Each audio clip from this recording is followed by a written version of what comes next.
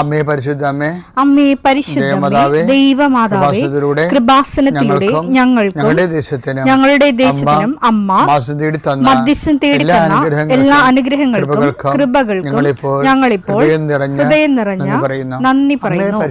അമ്മേ പരിശുദ്ധമ്മേ ദൈവമാതാവേ, 2004 ഡിസംബർ 7 ഉച്ചകഴിഞ്ഞ് 2:30 കൃപാസനത്തിൽ സംഭവിച്ച അമ്മയുടെ പ്രത്യക്ഷപ്പെടലിനെ കുറിച്ച് തിരുസഭയ്ക്ക് സമർപ്പിച്ചിരിക്കുന്ന പഠനരേഖകളുടെ മേൽ സഭാത്മകമായ പഠനം ആരംഭിക്കുവാൻ ഞങ്ങൾ പ്രാർത്ഥിക്കുന്നു. അമ്മേ പരിശുദ്ധമേ, ഭൂസ്വർലോകങ്ങളുടെ രാജ്ഞിയായ അങ്ങേയ്ക്ക് ഭൗമസംരക്ഷണത്തിനായി പ്രപഞ്ചപ്രകൃതിയെ തന്നെ തിരുസഭ പ്രതിഷ്ഠിക്കുവാൻ ഈ പ്രത്യക്ഷീകരണം വഴി ഇടയാക്കണമേ. പരിശുദ്ധമേ, ജപമാല മാതാവേ, സകല കൃപാസനം പ്രാർത്ഥനയോടും ചേർത്ത് ഞങ്ങളിപ്പോൾ പ്രാർത്ഥിക്കുന്ന ഈ കുടുംബത്തിന്റെ പ്രത്യേക നിയോഗം പറ മക്കളെ.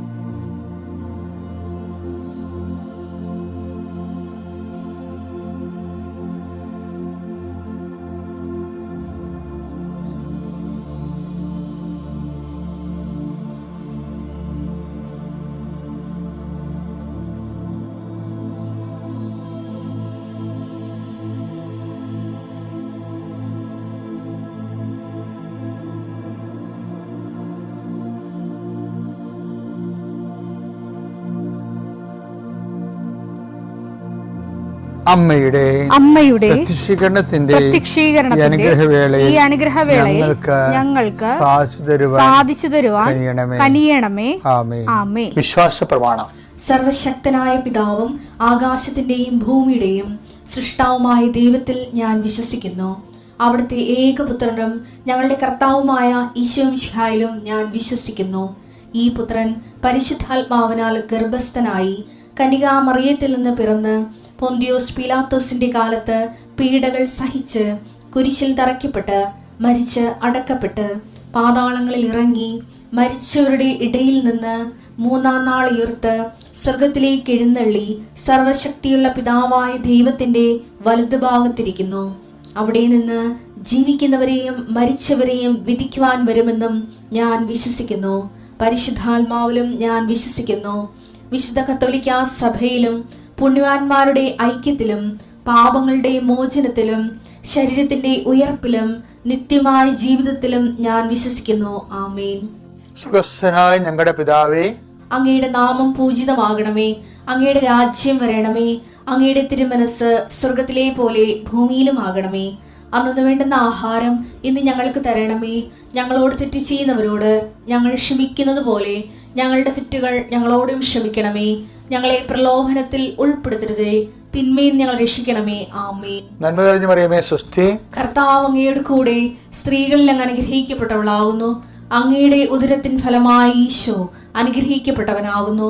പരിശുദ്ധ മറിയമേ, തമ്പുരാന്റെ അമ്മേ, പാപികളായ ഞങ്ങൾക്ക് വേണ്ടി ഇപ്പോഴും ഞങ്ങളുടെ മരണസമയത്തും തമ്പുരാനോട് അപേക്ഷിക്കണമേ. ആമേൻ. കർത്താവേ, ഈ പ്രഭാതത്തിൽ അങ്ങയുടെ നാമം വിളിച്ച് അപേക്ഷിക്കുന്നു. അങ്ങയുടെ നാമം വിളിച്ച് അപേക്ഷിക്കുന്ന ഒരു മകൻ പോലും ഒരു മകൾ പോലും കർത്താവ് ലജ്ജിക്കാൻ ഇടയാക്കില്ല എന്ന് പ്രാർത്ഥിക്കുന്നു. കർത്താവേ, നിന്റെ തിരിച്ചുവരെ ഓർത്തുകൊണ്ട് പ്രാർത്ഥിക്കുന്നു. നിന്റെ തിരുവിലാല മുറിവിനെ ഞങ്ങൾ ഈ പ്രഭാതത്തിൽ കുമ്പിട്ട് ആരാധിച്ചുകൊണ്ട് പ്രാർത്ഥിക്കുന്നു.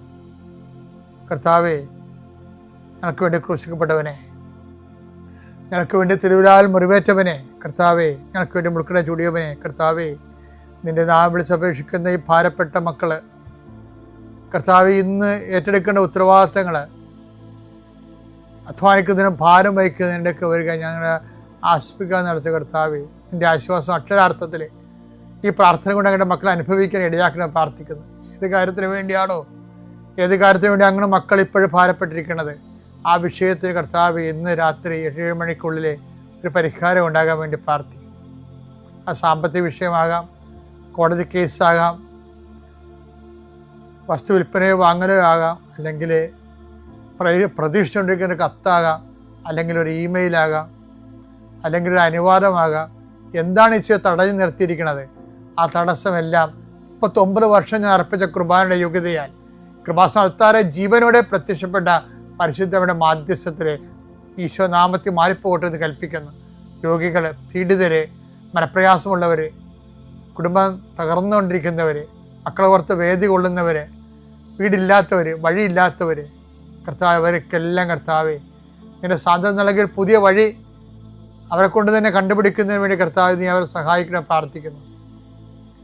സമീപസ്ഥരും വിദൂരസ്ഥരുമായ മക്കളെ, പല മക്കളുടെ ചില ഫോൺ വിളികൾക്ക് ശേഷം, ചില കാര്യങ്ങൾ അറിഞ്ഞതിന് ശേഷം അതുകൊണ്ട് വേദനിക്കുന്ന മാതാപിതാക്കന്മാരുടെ ദുഃഖങ്ങളെ കർത്താവിൻ്റെ തിരുസന്നിധിയിലേക്ക് ഏൽപ്പിച്ച് പ്രാർത്ഥിക്കുന്നു. ദൈവമേ, മക്കളില്ലാത്തവരെ, ഗർഭശിശുക്കൾക്ക് വൈകല്യം ഉണ്ടെന്ന് സ്കാനിങ് റിപ്പോർട്ട് വന്നവരെ, അവിടെ വയറിൽ കർത്താവ് നീ ഇപ്പം നിൻ്റെ തിരുവാർന്ന വലതുകരം വെക്കണമെന്ന് പ്രാർത്ഥിക്കുന്നു. മക്കളില്ലാത്ത ഉദരങ്ങളിൽ കർത്താവ് നിന്റെ കൈകൾ വെച്ചുകൊണ്ട് കർത്താവ് കുഞ്ഞുങ്ങളെ നൽകി അനുഗ്രഹിക്കണം പ്രാർത്ഥിക്കുന്നു.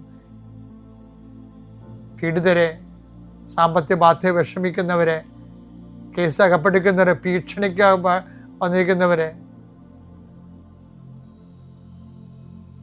ഓരോരുത്തരും ഡേറ്റ് പറഞ്ഞതിന് ശേഷം കർത്താവ് അത് പാലിക്കാൻ പറ്റാത്ത രീതിയിൽ വലിയ വിക്ഷോഭങ്ങളിലേക്കും പോകുന്നവർ, അതിൻ്റെ മാനസിക സമ്മർദ്ദം അനുഭവിക്കുന്നവരെ കർത്താവിൻ്റെ കരുണ അവിടെ സ്ഥാപിക്കുകയും അതിനെല്ലാം അതിജീവിക്കാനുള്ള പുതിയ മാർഗങ്ങളെ കർത്താവ് കണ്ടുപിടിക്കുകയും കർത്താവ് ധൈര്യമായിരിക്കുക ഞാൻ നിന്നോട് കൊണ്ടുവന്ന് അളിച്ച കർത്താവിൻ്റെ സാന്നിധ്യം അനുഭവിക്കാൻ ഇടയാകാൻ കൃപാസ്ഥാനത്താറെ ജീവനോടെ പ്രത്യക്ഷപ്പെട്ട പരിശുദ്ധ അമ്മയുടെ കരങ്ങളിലേക്ക് നിന്റെ കുടുംബത്തെ ഞാൻ ഏൽപ്പിച്ചുകൊണ്ട് പിതാവിൻ്റെയും പുത്രൻ്റെയും പരിശുദ്ധ നാമത്തിൽ നിന്നെ ആശീർവദിക്കും. എൻ്റെ പ്രിയപ്പെട്ടവരെ, കർത്താവിൻ്റെ തിരുസന്നിധിയിൽ നമ്മൾ ചെയ്ത പരിശുദ്ധ മരിയൻ ഉടമ്പടി, അതിൻ്റെ നിർവഹണ പ്രക്രിയയിൽ നമ്മൾ ഉപയോഗിക്കുന്ന സമീപനം എന്താണെന്നുള്ളത് വളരെ ശ്രദ്ധാർഹമായ ഒരു വിഷയമാണ്. സമീപനം എന്ന് പറഞ്ഞാൽ നമുക്ക് 2 ഹെഡ് ടു ടെയിൽ എന്നും പറഞ്ഞ് ഒരു സമീപനം എടുക്കാം. അതായത് തല തൊട്ട് വാലുവരെ, ഹെഡ് ടു ടെയിൽ. രണ്ടാമത്തത് ടെയിൽ ടു ഹെഡ് എന്ന് പറഞ്ഞ് വേറൊരു സമീപനം എടുക്കാം.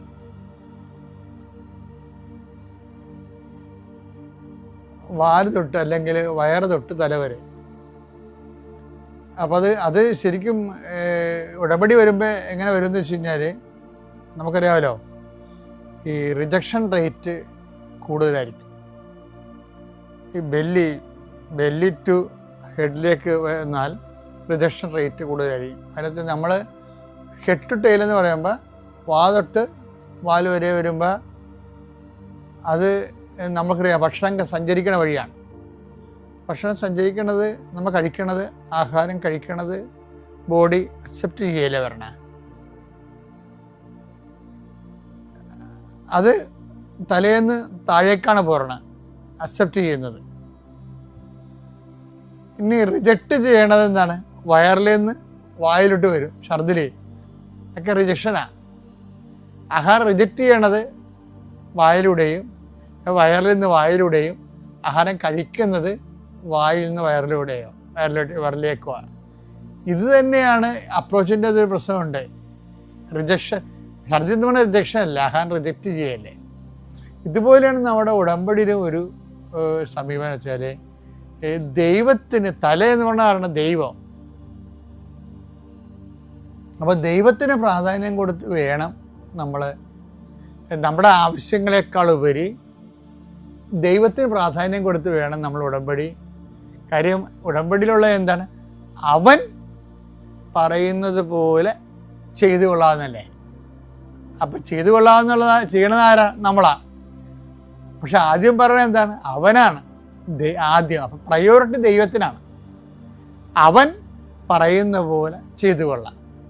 അപ്പം ചെയ്യണം നമ്മൾ, പ്രയോറിറ്റി ദൈവത്തിനാണ്. അപ്പം അതുകൊണ്ടാണ് ഈശോ പറഞ്ഞത്, ആദ്യം നിങ്ങൾ മത്തായി 6:33. നിങ്ങൾ ആദ്യം അവിടുത്തെ രാജ്യം അതാണ് ഹെഡ്.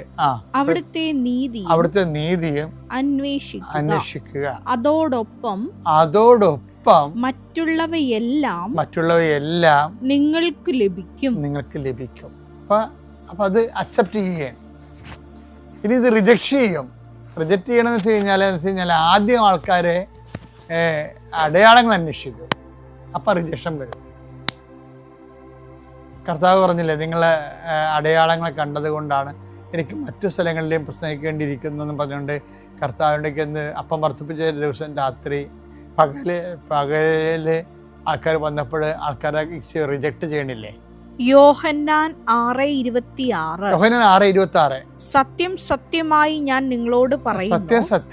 നിങ്ങളോട് പറയുന്നു, അടയാളങ്ങൾ കണ്ടതുകൊണ്ടല്ല അപ്പം ഭക്ഷിച്ച് തൃപ്തരായതുകൊണ്ടാണ് നിങ്ങൾ എന്നെ അന്വേഷിക്കുന്നത്. അപ്പോൾ എന്നിട്ട് നമുക്ക് മറ്റു സ്ഥലങ്ങളിലേക്ക് പോകാമെന്ന് പറയും. അവിടെയും എനിക്ക് പ്രസംഗിക്കേണ്ടിയിരിക്കുന്നു. നമുക്കൊരു ചെറിയൊരു സംഭവം കാണാം. അതായത് കർത്താവിൻ്റെ അടയാളങ്ങൾ ലഭിച്ച ആൾക്കാരുണ്ട്. രോഗം സുഖപ്പെടുത്തിയവർ, അപസ്മാര രോഗം സുഖപ്പെടുത്തിയവർ, പിശാച് ബാധിച്ച് മാറ്റിയവർ, ഇങ്ങനെ കുറേ അനുഗ്രഹാനുകൂല്യം ലഭിച്ച ആൾക്കാരെ വീണ്ടും കർത്താവിനെ തിരക്കി വരും. അപ്പോൾ കർത്താവ് റിജക്റ്റ് ചെയ്യും. അപ്പോൾ അതറിയണമെങ്കിൽ നമുക്ക് മർക്കോസിന്റെ 1:32, 33, 34 വായിക്കണം. അന്ന് വൈകുന്നേരം സൂര്യാസ്തമയമായപ്പോൾ രോഗികളും പിശാച് ബാധിതരുമായ എല്ലാവരെയും അവർ അവന്റെ അടുത്ത് കൊണ്ടുവന്നു. നഗരവാസികളെല്ലാം വാതിൽക്കൽ സമ്മേളിച്ചു. വിവിധ രോഗങ്ങൾ ബാധിച്ചിരുന്ന വളരെ പേരെ അവൻ സുഖപ്പെടുത്തി അനേകം പിശാചുക്കളെ പുറത്താക്കി. പിശാചുക്കൾ തന്നെ അറിഞ്ഞിരുന്നത് കൊണ്ട് സംസാരിക്കാൻ അവരെ അവൻ അനുവദിച്ചില്ല. അതിരാവിലെ അവൻ ഉണർന്ന് ഒരു വിജന സ്ഥലത്തേക്ക് പോയി. അവിടെ അവൻ പ്രാർത്ഥിച്ചുകൊണ്ടിരുന്നു. ശിമയോനും കൂടെ ഉണ്ടായിരുന്നവര് അവനെ തേടി പുറപ്പെട്ടു. കണ്ടെത്തിയപ്പോൾ അവർ പറഞ്ഞു, എല്ലാവരും നിന്നെ അന്വേഷിക്കുന്നു. അവൻ പറഞ്ഞു, നമുക്ക് അടുത്ത പട്ടണങ്ങളിലേക്ക് പോകാം. അവിടെയും അതാണ് റിജക്റ്റ് ചെയ്യണ്ട. ഇപ്പം തലേ ദിവസം രാത്രി സംഭവിച്ച രോഗസൗഖ്യങ്ങളൊക്കെ അറിഞ്ഞുകൊണ്ട് ജനങ്ങൾ വീണ്ടും പിന്നെയും രോഗസൗഖ്യത്തിനാണ് വരുന്നത് കർത്താവിൻ്റെ അടുത്ത്. അതായത് ഇതാണ് ഞാൻ പറഞ്ഞത്. അതായത് ഹെഡ് ടു ടെയിൽ എന്ന് ഞാൻ പറഞ്ഞില്ലേ, ദൈവത്തിൽ നിന്ന് വിഷയങ്ങളിലേക്ക് വരാം നമുക്ക്. പക്ഷേ വിഷയങ്ങളും ദൈവത്തിലേക്ക് പോകാൻ പാടായിരിക്കും. ആൾക്കാർക്ക് ചിലപ്പോൾ വിഷയങ്ങളൊക്കെ ദൈവത്തിൽ പോകത്തില്ല. ആൾക്കാർ രോഗശാന്തി കഴിഞ്ഞ രാത്രി രോഗശാന്തി കിട്ടിയ ആൾക്കാർക്ക് വീട്ടിൽ കിടന്ന് ഇറങ്ങുകയാണ്. ദേ ഡസൻറ്റ് വാണ്ട് ഗോഡ്. ദൈവത്തിന് അവർക്ക് ആവശ്യമില്ല. അതുകൊണ്ടാണ് ഈശോ പറഞ്ഞത് അവർ റിജക്റ്റ് ചെയ്യണത്. ദൈവത്തിന് ആവശ്യമില്ലാതെ അനുഗ്രഹങ്ങൾ മാത്രം ആവശ്യപ്പെട്ട റിജക്ഷൻ്റെ സാധ്യതയുണ്ട്. അതാണ് ഈശോ പറയണത്. അതാ 1:38 വായിച്ചേ, മർക്കോസ് 1:38 വായിച്ചേ. അവൻ പറഞ്ഞു നമുക്ക് അടുത്ത പട്ടണങ്ങളിലേക്ക് പോകാം. അടുത്ത പട്ടണങ്ങളിലേക്ക് അതായത് ഇവരെ വിട്ടു, വഴിയിൽ വിട്ടു. അവിടെയും എനിക്ക് പ്രസംഗിക്കേണ്ടിയിരിക്കുന്നു. അതിനാണ് ഞാൻ വന്നിരിക്കുന്നത്. ഈശോയ്ക്ക് ഇതിനെക്കുറിച്ച് വ്യക്തതയുണ്ട്. അത് നമുക്കും വ്യക്തത ഉണ്ടാകണം, സഭയ്ക്കും വ്യക്തത ഉണ്ടാകണം. ഈശോ എന്തിനാണ് വന്നതെന്ന് രക്ഷയുടെ സുവിശേഷമാണ് വന്നത്. ഈശോ എന്തിനാണ് വന്നതെന്ന് കുറച്ച് കഴിയുമ്പോൾ നമ്മൾ മറന്നു പോകും.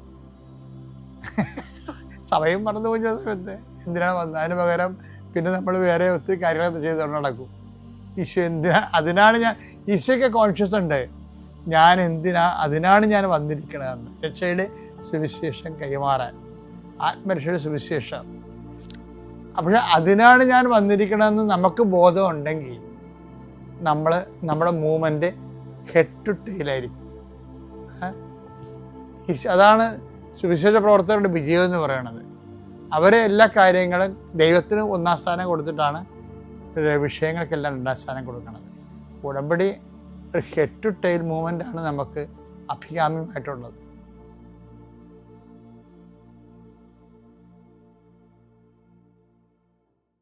അത്യപൂർവ ദൈവാനുഭവങ്ങൾ ഇനി നിങ്ങൾക്കും സ്വന്തം. ഈ യൂട്യൂബ് ചാനൽ ഇതുവരെ സബ്സ്ക്രൈബ് ചെയ്തിട്ടില്ലെങ്കിൽ ഇപ്പോൾ തന്നെ സബ്സ്ക്രൈബ് ചെയ്യുക. ഈ വീഡിയോ ഇപ്പോൾ തന്നെ നിങ്ങളുടെ സുഹൃത്തുക്കൾക്ക് ഷെയർ ചെയ്തുകൊണ്ട് കർത്താവിൻ്റെ പ്രേക്ഷിതരാകുക. യേശുവെ സ്തുതി, യേശുവെ ആരാധന. എൻ്റെ പേര് പ്രിൻസ് മോൻ ജോസഫ്. ഇതെൻ്റെ മമ്മിയാണ്. മമ്മിയുടെ പേര് ലിനി സോഫിച്ചാൻ. ഞങ്ങൾ കോട്ടയം കറുകച്ചാലിൽ നിന്ന് വരുന്നു. ഞാൻ ഇന്ന് ഇവിടെ പറയാൻ പോകുന്ന സാക്ഷി എന്നാന്ന് വെച്ചാൽ, എനിക്ക് UK NHSൽ വർക്ക് വിസ കിട്ടിയതിൻ്റെ ഒരു സാക്ഷിയാണ് ഞാൻ പറയുന്നത്. ഞാൻ 2022 UK സ്റ്റുഡൻറ്റ് വിസയിൽ പോകുന്നത്. അങ്ങനെ 2022 സ്റ്റുഡൻറ്റ് വിസയിൽ പോയി അവിടെ കോഴ്സ് സക്സസ്ഫുള്ളി കംപ്ലീറ്റഡായി. അത് കഴിഞ്ഞ് എനിക്കവിടെ ഒരു NHS തന്നെ ആദ്യം ജോലി കിട്ടി. ആ NHSൽ ഞാൻ തുടർന്ന് ജോലി ചെയ്തു. എൻ്റെ വിസ തീരെ ഒരു 6 മാസം ഇരിക്കെ ഞാൻ അവരോട് വിസയുടെ കാര്യം ചോദിച്ചപ്പോൾ അവരെന്നോട് പറഞ്ഞു, പുതിയ നിയമത്തിൻ്റെ ഇത് വെച്ച് നീ സാലറി ക്രൈറ്റീരിയ മീറ്റ് ചെയ്യുന്നില്ല, അതുകൊണ്ട് നിനക്ക് വിസ തരാൻ പറ്റത്തില്ല എന്ന് പറഞ്ഞു. അങ്ങനെ ഇരിക്കുമ്പോൾ ഞാൻ വീട്ടിലോട്ട് വിളിച്ചിട്ട് മമ്മിയോട് പറഞ്ഞു, മമ്മി ഇവരിങ്ങനെയാണ് പറയുന്നത്, എനിക്ക് വിസ തരത്തില്ലെന്നാണ് പറഞ്ഞത്. അങ്ങനെയാണെങ്കിൽ ഞാൻ ഡിസംബറിലേക്ക് തിരിച്ച് കയറി വരേണ്ടി വരും എന്ന് പറഞ്ഞു. അപ്പോൾ പപ്പായും ഉണ്ടായിരുന്നു. പപ്പായനോട് പറഞ്ഞു, എടാ നീ വിശ്വസിച്ച് പ്രാർത്ഥിക്ക്, ദൈവത്തിന് അസാധ്യമായിട്ട് ഒന്നുമില്ല, നീ വിശ്വസിച്ച് പ്രാർത്ഥിക്കാൻ പറഞ്ഞു. ഞാൻ അങ്ങനെ വിശ്വസിച്ച് പ്രാർത്ഥിച്ചു. അത് കഴിഞ്ഞ് ഞാൻ ഓരോ ആപ്ലിക്കേഷൻസൊക്കെ വിടാൻ തുടങ്ങി. അങ്ങനെ ഒരു NHSൽ നിന്ന് എനിക്ക് ആദ്യം 2 NHSൽ ഞാൻ ഷോർട്ട് ലിസ്റ്റഡായി. അത് കഴിഞ്ഞ് ഒരു NHSൽ നിന്ന് എന്നെ വിളിച്ചു. ആ NHSൽ ഞാൻ ആപ്ലിക്കേഷൻ എല്ലാം കൊടുത്തു, ഡോക്യുമെൻറ്റ്സ് എല്ലാം ചെയ്തു വന്നപ്പോൾ ഷെയർ കോഡ് കൊടുത്തപ്പോൾ അവരെന്നോട് പറഞ്ഞു, നിൻ്റെ വിസ ജനുവരിയിൽ 3-ാം തീയതി കൊണ്ട് തീരും. അന്ന് വെച്ചാൽ ഡിസംബർ വരെ നിനക്കിവിടെ നിൽക്കാൻ പറ്റത്തുള്ളല്ലോ, അതുകൊണ്ട് ഞങ്ങൾക്ക് തരാൻ പറ്റത്തില്ല. കാരണം എന്നാന്ന് വെച്ചാൽ ഒന്നെങ്കിൽ നിനക്കൊരു നേഴ്സിംഗ് ബാക്ക്ഗ്രൗണ്ട് വേണം, അല്ലെങ്കിൽ നിനക്ക് 2 ഇയർ NHS എക്സ്പീരിയൻസ് വേണമെന്ന് പറഞ്ഞു. അങ്ങനെ ഞാൻ അതും മമ്മിയെ വിളിച്ചിട്ട് പറഞ്ഞു, മമ്മി ഇങ്ങനെ പറയുന്നത്. അപ്പോൾ മമ്മി എന്നോട് പറഞ്ഞു, എടാ അഖണ്ഡ ജവമാല റാലി വരുന്നുണ്ട്, ഞാൻ ആ ജവമാല റാലിക്ക് ഇത് സമർപ്പിച്ച് പ്രാർത്ഥിച്ചോളാം, നീ ഒന്നും പേടിക്കേണ്ട, നീ എന്തായാലും വിശ്വസിച്ച് നിൻ്റെ പ്രാർത്ഥന തുടർന്നോളാം പറഞ്ഞു. ഞാൻ എല്ലാ ദിവസവും എൻ്റെ ഷിഫ്റ്റ് കഴിഞ്ഞ് വരുമ്പോൾ ഞാൻ ഒരു വിശുദ്ധ കുർബാനയും മാതാവിനോടുള്ള ഉടമ്പടി പ്രാർത്ഥനയും ഞാൻ വൈകിട്ട് ചൊല്ലാറുണ്ടായിരുന്നു, കൊന്തയും ചൊല്ലി പ്രാർത്ഥിക്കാറുണ്ടായിരുന്നു. അങ്ങനെ ഇരിക്കെ എനിക്ക് ലണ്ടനിലെ ഒരു NHSലും ഞാൻ ഷോർട്ട് ലിസ്റ്റഡായി. ആ NHSൽ അവർ 3 മാസത്തേനാണ് ആ ലിസ്റ്റ് ഇടുക എന്ന് പറഞ്ഞത്. എന്ന് വെച്ചാൽ എനിക്കത് വന്നത് ഒക്ടോബറിലാണ്. അപ്പോൾ ഒക്ടോബർ, നവംബർ, ഡിസംബർ കൊണ്ട് എൻ്റെ വിസ തീരുകയാണ്. ഞാൻ ഇപ്പോൾ നിൽക്കുന്ന NHSലാണെങ്കിൽ എനിക്കറിയാം അവിടുത്തെ പ്രോസസ്സ് വളരെ സ്ലോ ആണ്. ഒരു 5 മാസം എടുത്തിട്ടാണ് ഞാൻ ആ NHSൽ കയറിയത്. അപ്പോൾ ഇവിടെ ആണെങ്കിലും അതുപോലെ പ്രോസസ്സാണെങ്കിൽ എനിക്ക് ഒരിക്കലും അവിടെ കയറാൻ പറ്റത്തില്ലെന്ന് എനിക്കറിയായിരുന്നു. അവരാണെങ്കിൽ 3 മാസമേ ആ ലിസ്റ്റ് ഇടത്തുള്ളൂ. ഞാൻ ഇത് മമ്മിയോട് പറഞ്ഞു. അപ്പം എനിക്ക് ആദ്യം കിട്ടിയ ആ NHSൽ നിന്ന് അവർ ആപ്ലിക്കേഷൻ എല്ലാം സ്റ്റാർട്ട് ചെയ്യാൻ തുടങ്ങിയായിരുന്നു. അത് പകുതി വരെ എത്തി നിൽക്കുകയായിരുന്നു. അന്നേരമാണ് അവർ എനിക്ക് എൻ്റെ വിസ കിട്ടത്തില്ല, കാരണം ഇത് കാരണമാണ് എന്ന് വെച്ചാൽ ജനുവരിയിൽ എൻ്റെ വിസ തീരുമല്ലോ, അതുകൊണ്ട് തരത്തില്ലെന്ന് പറഞ്ഞു. ഞാൻ അന്നേരം മമ്മിയോട് അത് പറഞ്ഞു. മമ്മി എന്തായാലും ഇവിടെ അഖണ്ഡ ജവമാല റാലിക്ക് വന്നപ്പം ഒരു നിയോഗം എഴുതിക്കൊണ്ടാണ് വന്നത്, എൻ്റെ മകനെ ലണ്ടനിലെ NHSൽ തന്നെ കിട്ടണമെന്ന്. പക്ഷേ അവിടുന്ന് എൻ്റെ പ്രോസസ്സ് ഒന്നും സ്റ്റാർട്ട് ചെയ്തിട്ടില്ല. ഞാൻ മമ്മിയോട് പറഞ്ഞു, മമ്മി മറ്റേ NHSൽ അവർ സ്റ്റാർട്ട് ചെയ്ത്, ഇവരാണ് എന്നെ വിളിച്ചിട്ട് പോലുമില്ല. പിന്നെ മമ്മി നിനക്ക് ആ ലണ്ടനിലെ NHSൽ തന്നെ കിട്ടും, നീ എന്തായാലും വിശ്വസിച്ച് പ്രാർത്ഥിക്കാൻ പറഞ്ഞു. ഞാൻ അതുപോലെ തന്നെ പ്രാർത്ഥനകൾ തുടർന്നു. എന്താണെങ്കിലും അത് കഴിഞ്ഞ് എൻ്റെ കൂട്ടുകാരെല്ലാം എന്നോട് പറഞ്ഞു, എടാ നീ NHS മാത്രം നോക്കാതെ വല്ല കെയർ ഹോമൊക്കെ നോക്ക്, അങ്ങനെയാണെങ്കിൽ നിനക്ക് വിസ കിട്ടുമല്ലോ എന്ന് പറഞ്ഞു. ഞാൻ കെയർ ഹോമിലെല്ലാം ആപ്ലിക്കേഷൻ കൊടുക്കുന്നു. എല്ലാവരും എനിക്ക് ജോലി തരാമെന്ന് പറയുന്നുണ്ട്, പക്ഷേ ആരും എനിക്ക് വിസ തരാമെന്ന് പറയുന്നില്ല. അത് കഴിഞ്ഞ് ഏജൻസികളെ മുട്ടി നോക്കി. അവരൊക്കെ ആണെങ്കിൽ 10-20 ലക്ഷം രൂപയാണ് ചോദിക്കുന്നത്. അതുമാത്രമല്ല അവിടുത്തെ പുതിയ നിയമം വെച്ചിട്ടാണെങ്കിൽ 3 മാസം നമ്മൾ ഒരു എംപ്ലോയറുടെ അടിയിൽ വർക്ക് ചെയ്താൽ മാത്രമേ നമുക്ക് അവിടെ വിസ എടുക്കാൻ പറ്റത്തുള്ളൂ. അങ്ങനെ എനിക്കാണെങ്കിൽ കറക്റ്റ് 3 മാസമേ ഉള്ളൂ. അതാണെങ്കിൽ ഇപ്പോൾ ഒക്ടോബർ മാസം കഴിയുകയും ചെയ്തു. ഇനിയിപ്പം 2 മാസവും കൂടെ ഉള്ളൂ. അപ്പം ഏജൻസിക്കാർ പോലും റെഡിയാകുന്നില്ല. ഒരു ഏജൻസി പറഞ്ഞു, നീ നിൻ്റെ റിസ്കിൽ ഒരു FLR അടിച്ച് വിസയൊന്ന് എക്സ്റ്റെൻഡ് ചെയ്യുവാണെങ്കിൽ ഞങ്ങൾ നോക്കാമെന്ന് പറഞ്ഞു. അപ്പോൾ FLR അടിച്ചെടുക്കണമെങ്കിൽ തന്നെ അതിന് ഒരു 5 ലക്ഷം രൂപ ചിലവാണ്. അതല്ലാതെ വിസയ്ക്ക് പിന്നെ ഞാൻ ഒരു 10-15 ലക്ഷം രൂപ കൊടുക്കണം. വീട്ടിൽ വിളിച്ചിട്ട് ഞാൻ പറഞ്ഞു, മമ്മി ഒരു 10-22 ലക്ഷം രൂപയാവും, ഇതിങ്ങനെ വിസ എടുക്കണമെന്ന് ചോദിച്ചപ്പോൾ അവർ പറയണം, ഒന്നാമത് എഡ്യൂക്കേഷൻ ലോൺ അടച്ചങ്ങോട്ട് തീർത്തേ ഉള്ളൂ, ഇനി അടുത്ത പിന്നെയും കടമെടുത്ത് നീ പോകാമെന്ന് വെച്ചാൽ അങ്ങനെ വേണമെന്ന് എന്നോട് ചോദിച്ചു. എന്നാലും ഞാനന്ന് തിരിച്ചു വന്നിട്ട് വേറൊന്നും ചെയ്യാനില്ലാത്തതുകൊണ്ട് ഞാൻ എന്തായാലും ഒന്ന് അതെടുക്കാം. അങ്ങനെ ഞാൻ എൻ്റെ NHSൽ പോയി. ഞാൻ അവരോട് പറഞ്ഞു, ഞാൻ ഇങ്ങനെ എന്നോടൊരു കെയർ ഹോം ഇങ്ങനെ പറഞ്ഞിട്ടുണ്ട്, അപ്പോൾ ഞാൻ അവിടെ കയറാൻ പോവുകയാണ്, ഞാൻ എന്തായാലും ഇവിടെ റെസിഗ്നേഷൻ കൊടുക്കുമെന്ന് പറഞ്ഞു. അവർ പറഞ്ഞു, വാക്കാ പറഞ്ഞാൽ പോരാ, ഒഫീഷ്യലി നീ റെസിഗ്നേഷൻ തരണമെന്ന് പറഞ്ഞു. ഞാൻ ഓക്കെ, അങ്ങനെയാണെങ്കിൽ ഒഫീഷ്യലി റെസിഗ്നേഷൻ കൊടുക്കാമെന്ന് പറഞ്ഞു. അങ്ങനെ മമ്മിയെ വിളിച്ചിട്ട് ഞാൻ പറഞ്ഞു, ഞാൻ നാളെ കൊടുക്കാൻ പോവുകയാണ്. ഞാൻ വൈകിട്ട് പ്രാർത്ഥിച്ചപ്പം ഒരു കുർബാനയും കൊന്തയും ചൊല്ലി മാതാവിനോടുള്ള ഉടമ്പടി പ്രാർത്ഥനയും ചൊല്ലിയിട്ട് ഞാൻ ഇങ്ങനെ പറഞ്ഞു, മാതാവേ ഞാൻ എത്ര നാളായിട്ട് ഇങ്ങനെ പ്രാർത്ഥിക്കുക, ഞങ്ങൾ 2019 ഒന്ന് ഉടമ്പടി എടുത്ത് പ്രാർത്ഥിക്കുക, അതിൻ്റെ അകത്തെല്ലാം ഒത്തിരി അനുഗ്രഹങ്ങൾ മാതാവ് തന്നിട്ടുണ്ട്, പക്ഷേ നീ എല്ലാം തരുന്നുണ്ട്, ഒന്നും അനുഭവിക്കും. ഇപ്പോൾ NHSലൊക്കെ ആണെങ്കിലും ഷോർട്ട് ലിസ്റ്റഡ് ആവുന്നുണ്ട്, പക്ഷേ ഒരിടത്തുനിന്ന് എനിക്ക് വിസ വരുന്നില്ലല്ലോ. അപ്പോൾ ഞാൻ പറഞ്ഞു, മാതാവേ നാളെ എൻ്റെ ഈ പ്രാർത്ഥന നീ കേൾക്കുന്നുണ്ടെന്നുള്ളതിന് നാളെ എനിക്കൊരു അടയാളം കാണിച്ചു തരണമെന്ന് ഞാൻ പ്രാർത്ഥിച്ചു. ഞാൻ അതുപോലെ കിടന്നു. പിറ്റേ ദിവസം രാവിലെ എണീറ്റു. ലോങ് ഡേ ഷിഫ്റ്റാണ്. അപ്പോൾ ഹാൻഡ് ഓവറിന് കയറുന്നതിന് മുമ്പ് മാനേജർക്ക് പോയി റെസിഗ്നേഷൻ കൊടുത്തിട്ട് കയറാൻ വേണ്ടിയാണ് ഞാൻ നിൽക്കുന്നത്. ഞാൻ മമ്മിയെ വിളിച്ചുകൊണ്ട് ഞാൻ പോകുന്നു. ഒരു 6:50 എനിക്കൊരു നോട്ടിഫിക്കേഷൻ വന്നു. ഞാൻ എടുത്ത് നോക്കുമ്പോഴത്തേന് എനിക്ക് ആ ലണ്ടനിലെ NHS എനിക്കൊരു മെയിൽ വന്ന് കിടക്കുവാണ്. നിങ്ങളുടെ ആപ്ലിക്കേഷൻ ഞങ്ങൾ കണ്ടു, ഞങ്ങളുടെ NHS എടുക്കാം, അടുത്ത 1-2 ദിവസത്തിനാവും ഞങ്ങൾ നിങ്ങൾക്ക് ഓഫർ ലെറ്റർ ഇട്ട് തരും, ഇപ്പം നിൽക്കുന്ന ജോലിയിൽ നിന്ന് റെസിഗ്നേഷൻ കൊടുക്കരുതെന്ന് പറഞ്ഞാണ് അവിടെ വന്ന് നിന്നത്. അപ്പോൾ എനിക്ക് എന്തായാലും ഉറപ്പായി, ഞാൻ തലേദിവസം പ്രാർത്ഥിച്ച് എനിക്കൊരു അടയാളം കാണിച്ചു തരാനാണ്. അപ്പോൾ എനിക്ക് ഉറപ്പായി എന്തായാലും അവിടുന്ന് വിസ കിട്ടുമെന്ന്. ഞാൻ മമ്മിയോട് പറഞ്ഞു, മമ്മി പ്രാർത്ഥന മുടക്കേണ്ട, മമ്മി തുടർന്ന് പ്രാർത്ഥിച്ചോ, എനിക്ക് അവിടുന്ന് ഇങ്ങനൊരു ഇത് വന്നിട്ടുണ്ട്, അവർ ഓഫർ ലെറ്റർ അടുത്ത ദിവസം ഇട്ട് തരാമെന്നാണ് പറഞ്ഞെന്ന് പറഞ്ഞു. ഞാൻ ഉടനെ തന്നെ ആ കെയർ ഹോമിൽ വിളിച്ചിട്ട് പറഞ്ഞു, നിങ്ങൾ എൻ്റെ പ്രോസസ്സ് നിർത്തി വെച്ചോ. അവരെന്നോട് പറഞ്ഞത് നവംബർ അവസാനം വന്ന് ജോയിൻ ചെയ്യണമെന്നാണ്. അപ്പോൾ ഞാൻ അവരോട് വിളിച്ചിട്ട് പറഞ്ഞു, പ്രോസസ്സ് നിർത്തി വെച്ചോളൂ, എനിക്ക് അത്രയും പൈസ ഒന്നും ഉണ്ടാക്കാൻ പറ്റിയിട്ടില്ല, നിങ്ങൾ പറഞ്ഞത്ര. അപ്പോൾ ഇപ്പോൾ ഒരു NHS എനിക്ക് ഓഫർ ലെറ്റർ വന്നിട്ടുണ്ട്, ഞാൻ അവിടെ എന്തായാലും ജോയിൻ ചെയ്യുക. ഇനിയിപ്പോൾ അത് നടന്നില്ലെങ്കിൽ നമുക്ക് ടൈം ഉണ്ടല്ലോ വിസ എക്സ്റ്റെൻഡ് ചെയ്യാൻ, അപ്പോൾ അന്നേരം ചെയ്യാമെന്ന് പറഞ്ഞു. അപ്പോൾ അവർ പറഞ്ഞു, എന്നാൽ ശരി ആയിക്കോട്ടെ എന്ന് പറഞ്ഞു. ഞാൻ എന്നിട്ട് അവിടെ പോയി എന്തായാലും എനിക്ക് അവരാദ്യം കണ്ടീഷൻ ഓഫർ ലെറ്റർ ഇട്ട് തന്നപ്പോൾ അതിൻ്റെ അകത്ത് ID ചെക്ക് നടത്താനുണ്ടായിരുന്നു. ആ ID ചെക്ക് നടത്തിയപ്പോഴത്തേന് അവരെനിക്കൊരു ലിങ്കാണ് ഇട്ട് തന്നത്. ആ ലിങ്കിൽ കൂടെ കയറി ചെയ്യാൻ വേണ്ടി നോക്കിയപ്പോഴത്തേന് എനിക്ക് അത് നടക്കുന്നില്ല. കാരണം നമ്മുടെ പാസ്പോർട്ട് എന്ന് പറയുന്നത് ഇന്ത്യൻ പാസ്പോർട്ടിന് NFC ഇല്ല, ബ്രിട്ടീഷ് പാസ്പോർട്ടിനാണ് അതുണ്ട്. ഞാൻ ഫോട്ടോ എടുത്ത് അപ്ലോഡ് ചെയ്തു, പക്ഷേ BRP ആണെങ്കിൽ ഇപ്പോൾ EVC ആക്കി. അപ്പോൾ എനിക്കൊരു രീതിയിലും ഇത് ചെയ്യാൻ പറ്റുന്നില്ല. അവരാണെങ്കിൽ എനിക്ക് എന്നിട്ട് ഞാൻ അവരോട് ചോദിച്ചു, വേറെ എന്തെങ്കിലും വഴി ഇത് ചെയ്യാമെന്ന് ചോദിച്ചപ്പോൾ അവരെന്നോട് പറഞ്ഞു, അങ്ങനെയാണെങ്കിൽ ഞങ്ങൾ ഫേസ് ടു ഫേസ് ഒരു ഇത് വെക്കാം, നിങ്ങൾ ഡോക്യുമെൻറ്റ്സ് ആയിട്ട് അവിടെ വന്നാൽ മതി എന്ന് പറഞ്ഞു. അങ്ങനെ തിങ്കളാഴ്ച എനിക്കൊരു സ്ലോട്ട് കിട്ടി. ഞാൻ അവിടെ ചെന്നു. എവിടെയാണെങ്കിലും ഞാൻ പോകുമ്പോൾ ഈ മാതാവിൻ്റെ ലോക്കറ്റും ഉപ്പുമായിട്ടേ പോകത്തുള്ളൂ. അത് ഇൻ്റർവ്യൂവിനാണെങ്കിലും എല്ലാത്തിനും അങ്ങനെ തന്നെയാണ്. അപ്പം ഈ മാതാവിൻ്റെ ലോക്കറ്റും ഞാൻ ഈ കൊന്തയിട്ടു. അവിടെ ചെന്നപ്പോഴാണ് ഇൻ്റർവ്യൂവിന് കയറുമ്പോഴെല്ലാം ഞാൻ ഈ ഉപ്പ് ഇട്ടിട്ടേ പോകത്തുള്ളൂ. അത് ഏതൊക്കെ ഇൻ്റർവ്യൂവിന് ഞാൻ പോയിട്ടുണ്ട്, ആ ഇൻ്റർവ്യൂ എല്ലാം ഞാൻ ക്ലിയർ ആയിട്ടുണ്ട്. അങ്ങനെ ഞാൻ അവിടെ ചെന്നു. ഇവരുടെ ഡോക്യുമെൻറ്റ്സ് എല്ലാം മേടിച്ചിട്ട് പോയി. അപ്പോൾ എന്നെക്കാട്ടിലും മുമ്പേ ഒരു ആഫ്രിക്കക്കാരി ഉണ്ടായിരുന്നു. പുള്ളിക്കാരുടെ ഡോക്യുമെൻറ്റ്സ് മേടിച്ചു. തിരിച്ചു വന്നപ്പോൾ പുള്ളിക്കാരി വിസയുടെ കാര്യം ചോദിച്ചപ്പോൾ പറഞ്ഞു, നിങ്ങൾക്ക് 2027 വരെ വിസ ഉണ്ടല്ലോ, അതുകൊണ്ട് ഞങ്ങൾ വിസ തരത്തില്ലെന്ന് പറഞ്ഞു. എനിക്കാണെങ്കിൽ ഇനി 1.5 മാസം കൂടി ഉള്ളൂ. എൻ്റെ കൗണ്ട് ഡൗൺ തുടങ്ങി. ഞാൻ 50 ദിവസവും 49 ദിവസവും എണ്ണിക്കൊണ്ടിരിക്കുക തിരിച്ചു വരാനുള്ളത്. അപ്പോഴത്തേന് അവരോട് എൻ്റെ ഡോക്യുമെൻറ്റ്സ് എല്ലാം മേടിച്ചിട്ട് പോയി. ഞാൻ തിരിച്ച് വന്നപ്പോൾ അവരോട് ചോദിച്ചു, എൻ്റെ ഡോക്യുമെൻറ്റ്സ് ID ചെക്ക് കഴിഞ്ഞു, ഇനിയിപ്പോൾ പോലീസ് വെരിഫിക്കേഷൻ ഇതൊക്കെ ഉണ്ടല്ലോ. അപ്പോൾ അവർ പറഞ്ഞു, അതുകൊണ്ട് അപ്പോൾ വിസയുടെ കാര്യം എങ്ങനെയാണെന്ന് ചോദിച്ചാൽ എനിക്ക് ഇത്രയും സമയമില്ല. അപ്പോൾ അവരെന്നോട് പറഞ്ഞു, ഞങ്ങളത് കണ്ടായിരുന്നു, നിങ്ങൾക്ക് വിസ വേണമെന്ന്, നിങ്ങൾ എന്തായാലും HR-ഉമായിട്ട് ഫോളോ അപ്പ് നടത്ത്. അന്നേരം അവരതിൻ്റെ ബാക്കി പ്രോസസ്സ് പറഞ്ഞു തരുമെന്ന് പറഞ്ഞു. ഞാൻ HR-ന് മെയിൽ വിടാൻ വേണ്ടി നമ്മുടെ ഒരു കൂട്ടുകാരനെ ബന്ധപ്പെട്ടു. അവൻ പറഞ്ഞാൽ, ആ കണ്ടീഷൻസൊക്കെ മീറ്റ് ചെയ്തിട്ട് നിനക്കറിയാമല്ലോ, നീ ഒരു NHS വർക്ക് ചെയ്തപ്പോൾ എത്ര നാളെടുത്തെന്ന്. ആദ്യം പോലീസ് വെരിഫിക്കേഷൻ കിടക്കുന്നു, ID ചെക്ക് കിടക്കുന്നു, വാക്സിനേഷൻ കിടക്കുന്നു, റെഫറൻസ് കിടക്കുന്നു, എല്ലാം കിടക്കുമല്ലേ. അതെല്ലാം കഴിഞ്ഞിട്ട് നമുക്ക് ചെയ്യാമെന്ന് പറയുന്നു. അവിടെ ഒരു സെൻറ്റ് ആൻറ്റീസ് അപ്റ്റൺ പാർക്കിലൊരു പള്ളിയുണ്ട്. ഞാൻ ആ പള്ളിയിൽ പോയിരുന്നിട്ട് മാതാവിനോടും അവിടെ മുട്ടിപ്പായിട്ട് നിന്ന് പ്രാർത്ഥിക്കുകയാണ്. ഒരു കൊന്തയൊക്കെ ചൊല്ലി ഞാൻ നിന്ന് കരയുവാണ്. സത്യം പറഞ്ഞാൽ ഞാൻ മാത്രമുള്ള പള്ളിയിൽ ഞാൻ ഏറ്റവും പുറകിൽ പോയെന്ന് ഞാൻ മുട്ടിപ്പായിട്ട് പ്രാർത്ഥിച്ച് ആ പള്ളിയിൽ നിന്ന് വെളിയിൽ ഇറങ്ങുമ്പോഴത്തേന് മാതാവിൻ്റെ അത്ഭുതമെന്നേ ഞാൻ അത് പറയത്തുള്ളൂ.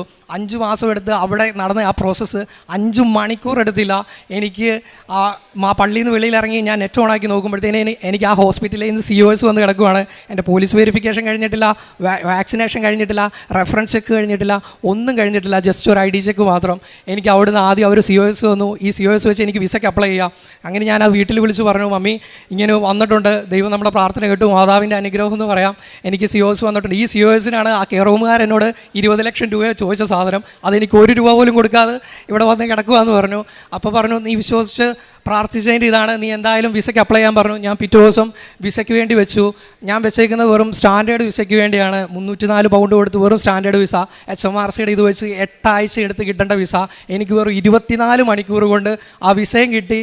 6 മണിക്കൂർ കൊണ്ട് എനിക്ക് സർട്ടിഫിക്കറ്റ് ഓഫ് സ്പോൺസർഷിപ്പും കിട്ടി. ഇതാണ് എൻ്റെ സാക്ഷ്യം. ഇനിയും ഇവിടെ വന്ന് പ്രാർത്ഥിച്ചതിൻ്റെ ഫലമായിട്ട് മമ്മിക്ക് കുറച്ച് സാക്ഷ്യങ്ങൾ പറയാനുണ്ട്. ഞാൻ മമ്മിക്ക് കൊടുക്കാം. യേശുവേ നന്ദി, ദൈവമേ സ്വസ്ത്രം. ഞാൻ 2016 ഒക്ടോബർ 26-ാം തീയതിയാണ് ഞാനും മോനും കൂടി ഇവിടെ വന്ന് ഉടമ്പടി എടുക്കുന്നത്. ഞാൻ 21-22 വർഷങ്ങളിൽ കൊറോണ കാരണം റാലിക്കൊന്നും വരാൻ പറ്റിയില്ല. അത് കഴിഞ്ഞുള്ള 5 അഖണ്ഡ ജപമാല റാലിയിൽ ഞാൻ പങ്കെടുത്തിരുന്നു. പക്ഷേ ഈ പ്രാവശ്യം കൊച്ചനോട് പറഞ്ഞു, മമ്മി എനിക്ക് വേണ്ടി, ഞാൻ ഒറ്റ നിയോഗം കൈപ്പിടിച്ച് എഴുതിക്കൊണ്ടാണ് പോയത്, ലണ്ടനിൽ കൊച്ചിന് ജോലി കിട്ടണമെന്ന്. പക്ഷേ അത് കഴിഞ്ഞ് കൊച്ചിൻ്റെ കാര്യങ്ങളെല്ലാം സാധിച്ചു കിട്ടി. പിന്നെ എനിക്ക് ചെറിയ എൻ്റെ കയ്യെ സോപ്പിൻ്റെ അലർജി ഉണ്ടായിരുന്നു. അത് സോപ്പ് വർഷങ്ങളായിട്ടുള്ളതായിരുന്നു. അത് ഈ 4ാമത്തെ പുതുക്കലോടുകൂടി എനിക്ക് മാറിക്കിട്ടി. പിന്നെ ചെറുപ്പം തൊട്ട് ബസ്സിൽ കയറുമ്പോൾ ഛർദ്ദിക്കുന്ന രോഗം ഉണ്ടായിരുന്നു. അതുകൊണ്ട് ആരും എന്നെ പ്രത്യേകിച്ച് വണ്ടിയിലൊന്നും ദൂരെ കൊണ്ടുപോകുകയില്ല. കാരണം ഇച്ചിരി അങ്ങോട്ട് പോയ ഉടനെ തലയ്ക്കകത്ത് വേദന എടുക്കും. പലയിടത്തും മണങ്ങൾ, അതായത് ഒരിടത്ത് ചെല്ലുമ്പോൾ പെട്രോളിൻ്റെ ആയിരിക്കും, അടുത്ത് ചെല്ലുമ്പോൾ ബേക്കറിയിലെ ആയിരിക്കും. അങ്ങനെ മണം അടിച്ചു കഴിയുമ്പോൾ എനിക്ക് പെട്ടെന്ന് തലയ്ക്കകത്ത് വേദന വരും, പെട്ടെന്ന് ഛർദ്ദിക്കും. ഇത് കാണുമ്പോൾ എനിക്ക് സങ്കടവും വരും, ചമ്മലും ഉണ്ട്. കാരണം എന്നെക്കാട്ടിലും കുഞ്ഞു കുട്ടികളിരിക്കുന്ന അവരൊക്കെ ഛർദ്ദിക്കാതിരിക്കും, ഇത്രയും വലിയ ഞാൻ ഛർദ്ദിക്കുന്ന കാണുമ്പോൾ എനിക്ക് ഭയങ്കര സങ്കടം വരും. ഇവിടെ വന്ന് ഉടമ്പടി എടുത്ത് 4ാമത്തെ പുതുക്കലോടുകൂടി എൻ്റെ ആ രോഗം പൂർണ്ണമായിട്ടും മാറി. കാരണം ആദ്യ നാളിൽ ഇവിടെ വരുമ്പോഴത്തേക്ക് ഞാൻ ഉളിയ കഴിച്ചിട്ടാണ് വരുന്നത്. ആ ഉളിയ കഴിക്കുന്നവർക്കറിയാം അതിൻ്റെ പ്രയാസം. ഞാൻ ഇവിടെ വന്ന് അങ്ങ് ഉറക്കം തൂങ്ങും. കൊച്ചെന്നെ എപ്പോഴും വഴക്ക് പറയും. കാരണം ഞങ്ങൾ ആ ഏറ്റവും പുറയിൽ ഇങ്ങനെ ഇരിക്കുമ്പോഴേ ഈ ഉറക്കം തൂങ്ങുമ്പോൾ എന്നോട് പറയും, മമ്മി ഉറങ്ങാൻ വേണ്ടിയാണോ ഇങ്ങോട്ട് വരുന്നതെന്ന് ചോദിക്കും. ഞാൻ പറയും, മോനെ എനിക്ക് വയ്യ, ഞാൻ മനഃപൂർവ്വം ഉറങ്ങുന്നതല്ല, ഈ ഉളിയ കഴിച്ച് നമ്മുടെ ശരീരം തളർന്നു പോകും. അതെനിക്ക് മാതാവ് പൂർണ്ണമായിട്ട് മാറ്റിത്തന്നു. ഇന്ന് ഞാൻ വരുന്നുണ്ടെങ്കിൽ ഒരു ഉളിയ പോലും കഴിക്കേണ്ട ആവശ്യം എനിക്കില്ല, എത്ര ദൂരെ പോയാലും ഛർദ്ദിക്കത്തില്ല. അതുപോലെ ഒത്തിരി അനുഗ്രഹങ്ങൾ ചെറുതും വലുതുമായിട്ട് മാതാവ് ഞങ്ങൾക്ക് തന്നു. യേശുവേ നന്ദി, യേശുവേ സ്തോത്രം. മാതാവ് 1000 നന്ദി. കാരുണ്യ പ്രവൃത്തികളും പ്രേക്ഷിത പ്രവർത്തനങ്ങളും ഞാൻ ആദ്യമൊക്കെ പള്ളികളിൽ കൊണ്ടുപോയി പത്രം കൊടുക്കുമായിരുന്നു. അപ്പോഴത്തേക്ക് എനിക്ക് തോന്നി പള്ളികളിൽ കൊടുത്താൽ ആരും അത്ര സ്വീകരിക്കത്തില്ല, എല്ലാവരും വാങ്ങിച്ചിട്ട് അവിടെ ഇവിടെയൊക്കെ വെക്കുന്നത് ഞാൻ കണ്ടു. പിന്നെ ഞാനത് പൂർണ്ണമായിട്ടും നിർത്തിയിട്ട് ഞാൻ ഇവിടുന്ന് പോയി 2 ദിവസമോ അല്ല അന്ന് തന്നെ നേരം ഉണ്ടെങ്കിൽ ഞാൻ നേരെ ഗവൺമെൻറ് ആശുപത്രികളിൽ പോവും. അവിടെ പോയി രോഗികളുമായിട്ട് കുറേ നേരം സംസാരിച്ച് കൃപാസനം പത്രം അവരോട് ചോദിച്ച് അവർക്ക് കൊടുക്കും. വായിക്കാവോ എന്ന് ചോദിക്കും. വായിക്കാൻ അറിയാൻ മേലാത്തവർക്കാണെങ്കിൽ അതിനകത്തെ കാര്യങ്ങളെല്ലാം ഞാൻ പറഞ്ഞു കൊടുക്കും. എല്ലാവരും സന്തോഷത്തോടു കൂടി വാങ്ങിച്ച് ഒത്തിരി അനുഗ്രഹം. പിന്നെ ചിലർക്കൊക്കെ പൊതിച്ചോറുകളും ആഹാരമൊക്കെ കൊടുക്കാറുണ്ട്. അങ്ങനെ പത്രം ഞാൻ കൂടുതലും ആശുപത്രികളിലാണ് കൊണ്ടുപോയി കൊടുക്കുക. അങ്ങനെ ഒത്തിരി കാരുണ്യ പ്രവൃത്തികളുമൊക്കെ എന്നെ കൊണ്ടാവുന്ന രീതിയിൽ ഞാൻ ചെയ്തിട്ടുണ്ട്. മാതാവ് ചെറുതും വലുതുമായിട്ടുള്ള ഒത്തിരി അനുഗ്രഹങ്ങൾ ഞങ്ങൾക്ക് തന്ന് ആദ്യമായി ഞാൻ എൻ്റെ അമ്മയ്ക്കും തിരുകുമാരനും കോടാനുകോടി നന്ദി പറയുന്നു. എനിക്ക് എത്ര നന്ദി പറഞ്ഞാലും മതി വരത്തില്ല. എൻ്റെ അമ്മ തന്ന വലിയ വലിയ അനുഗ്രഹങ്ങൾ. എൻ്റെ പേര് മഞ്ജുകോശി. ഞാൻ ആലപ്പുഴ ജില്ലയിൽ നിന്ന് വിയ്യപുരം എന്ന സ്ഥലത്ത് നിന്ന് വരുന്നു. എനിക്ക് എൻ്റെ അമ്മ മാതാവ് തന്ന അനുഗ്രഹങ്ങൾ ഞാൻ ഇന്ന് നിങ്ങളുടെ എല്ലാവരുടെയും മുന്നിൽ പങ്കുവയ്ക്കുകയാണ്. ആദ്യമായിട്ട് എൻ്റെ അമ്മ മാതാവ് തന്ന വലിയ അനുഗ്രഹം എന്ന് പറഞ്ഞാൽ, ഞങ്ങളൊരു ഇൻസ്റ്റിറ്റ്യൂട്ട് ഇട്ടിരുന്നു നേഴ്സിങ്ങിൻ്റെ. ആദ്യം ഞാൻ എടത്വ എന്ന് പറയുന്ന സ്ഥലത്ത് ചെറിയൊരു സ്ഥാപനമായിരുന്നു ഇട്ടിരുന്നത്. അത് കഴിഞ്ഞ് പുതുപ്പള്ളിയിലിട്ടു. അത് എനിക്ക് വലിയ ഇതൊന്നും ആയിട്ടില്ലായിരുന്നു. എങ്കിലും ഞാൻ അമ്മ മാതാവിൻ്റെ സന്നിധിയിൽ വന്നു 2023 ഉടമ്പടി എടുത്ത് ഈ പുണ്യഭൂമിയിൽ എന്ന് ഞാൻ കാലുകുത്തി അന്നു മുതൽ അമ്മ മാതാവ് എനിക്ക് അനുഗ്രഹത്തിൻ്റെ പെരുമഴയായി തന്നു. ഞങ്ങൾ ഫെബ്രുവരി 12 2024 ഫെബ്രുവരി 12 ചങ്ങനാശ്ശേരിയിൽ ഒരു ഇൻസ്റ്റിറ്റ്യൂട്ട് ഇട്ടു. ഞാൻ 10 വന്നു, അച്ഛനെ കണ്ടു, ബ്ലെസ് ചെയ്തു. 11 രാത്രി വരെ എനിക്ക് 110 കുട്ടികളായിരുന്നു വേണ്ടത് ഇൻസ്റ്റിറ്റ്യൂട്ട് ഓപ്പണിങ്ങിൽ. എനിക്ക് 11 വൈകിട്ട് വരെ 70 കുട്ടികളെ ഉള്ളായിരുന്നു. ഞാൻ വളരെയേറെ ഭാരപ്പെട്ടു. അമ്മ മാതാവിനോട് തൈലവും ഉപ്പും ഇട്ടു പ്രാർത്ഥിച്ചു. രാവിലെ ഓപ്പണിംഗ് സമയത്ത് എനിക്ക് 110 കുട്ടികളെ വേണ്ടിടത്ത് എൻ്റെ അമ്മ മാതാവ് എനിക്ക് 130 കുട്ടികളെ തന്ന് അനുഗ്രഹിച്ചു. അതിന് ഞാൻ മാതാവിനോടും ഈശോയോടും കോടാനുകോടി നന്ദി പറയുന്നു. അച്ഛനെ കണ്ട് ബ്ലെസ് ചെയ്തപ്പോൾ അച്ഛൻ പറഞ്ഞു, കാശ് രൂപം തന്നു, ഇത് കൊണ്ടുപോയി ഉപ്പ് ഇട്ട് പ്രാർത്ഥിച്ച് താക്കോലും വെഞ്ചരിച്ച് തന്നിരുന്നു. അതിനുശേഷമാണ് എനിക്ക് 130 കുട്ടികളെ അമ്മ മാതാവ് തന്നത്. അത് കഴിഞ്ഞ് രണ്ടാമത്തെ നിയോഗം എന്ന് പറഞ്ഞാൽ, ഞാൻ മകനെ പഠിപ്പിക്കാനായിട്ട് വിദ്യാഭ്യാസ ലോൺ എടുത്തായിരുന്നു. 3 ലക്ഷം രൂപ എടുത്തെടുത്ത് എനിക്ക് 5,30,000 രൂപ ജപ്തി നോട്ടീസായി വന്നു. ആദ്യം വന്ന് ഞാനതൊന്നും കാര്യമാക്കിയില്ല, രണ്ടാമതും വന്ന് കാര്യമാക്കിയില്ല. മൂന്നാമത് വന്നു. ഞാൻ ബാങ്കിൽ നിന്ന് വന്ന ജപ്തി നോട്ടീസുമായി അച്ഛൻ്റെ അടുത്ത് വന്നു. അച്ഛനെ കണ്ടു, ബ്ലെസ് ചെയ്തു. അച്ഛൻ കാശ് രൂപം തന്നു. നീ ധൈര്യമായി പൊയ്ക്കോളാൻ പറഞ്ഞു. ഞാൻ ആ കാശ് രൂപമായി ബാങ്കിലേക്ക് പോയി. എനിക്ക് 5,30,000 രൂപ അടയ്ക്കേണ്ടിടത്ത് എൻ്റെ അമ്മ മാതാവ് 1.5 ലക്ഷം രൂപ എനിക്ക് അടച്ച് എൻ്റെ ലോണ് ക്ലോസ് ആക്കി തന്നു. എന്നോട് ആദ്യം ഞാൻ ചെല്ലുമ്പം മാനേജർ പറയും അടച്ചേ പറ്റത്തുള്ളൂ, ഒരു വിട്ടുവീഴ്ചയില്ലെന്ന്. ആ മാനേജർ എന്നോട് ചോദിച്ചു, എത്ര രൂപ നിങ്ങൾക്ക് അടയ്ക്കാമെന്ന് ചോദിച്ചു. 1 ലക്ഷം രൂപ എന്ന് പറഞ്ഞപ്പോൾ എൻ്റെ ഹസ്ബൻഡ് പറഞ്ഞു 1.5 ലക്ഷം രൂപയിൽ നമുക്ക് അടച്ച് ക്ലോസ് ചെയ്യാം എന്ന് പറഞ്ഞു. അങ്ങനെ എൻ്റെ മാതാവ് ഈശോയും അത് എനിക്ക് വലിയൊരു അനുഗ്രഹമായി തന്നതിന് കോടാനുകോടി നന്ദി മാതാവിനോടും ഈശോയോടും ഞാൻ പറയുന്നു.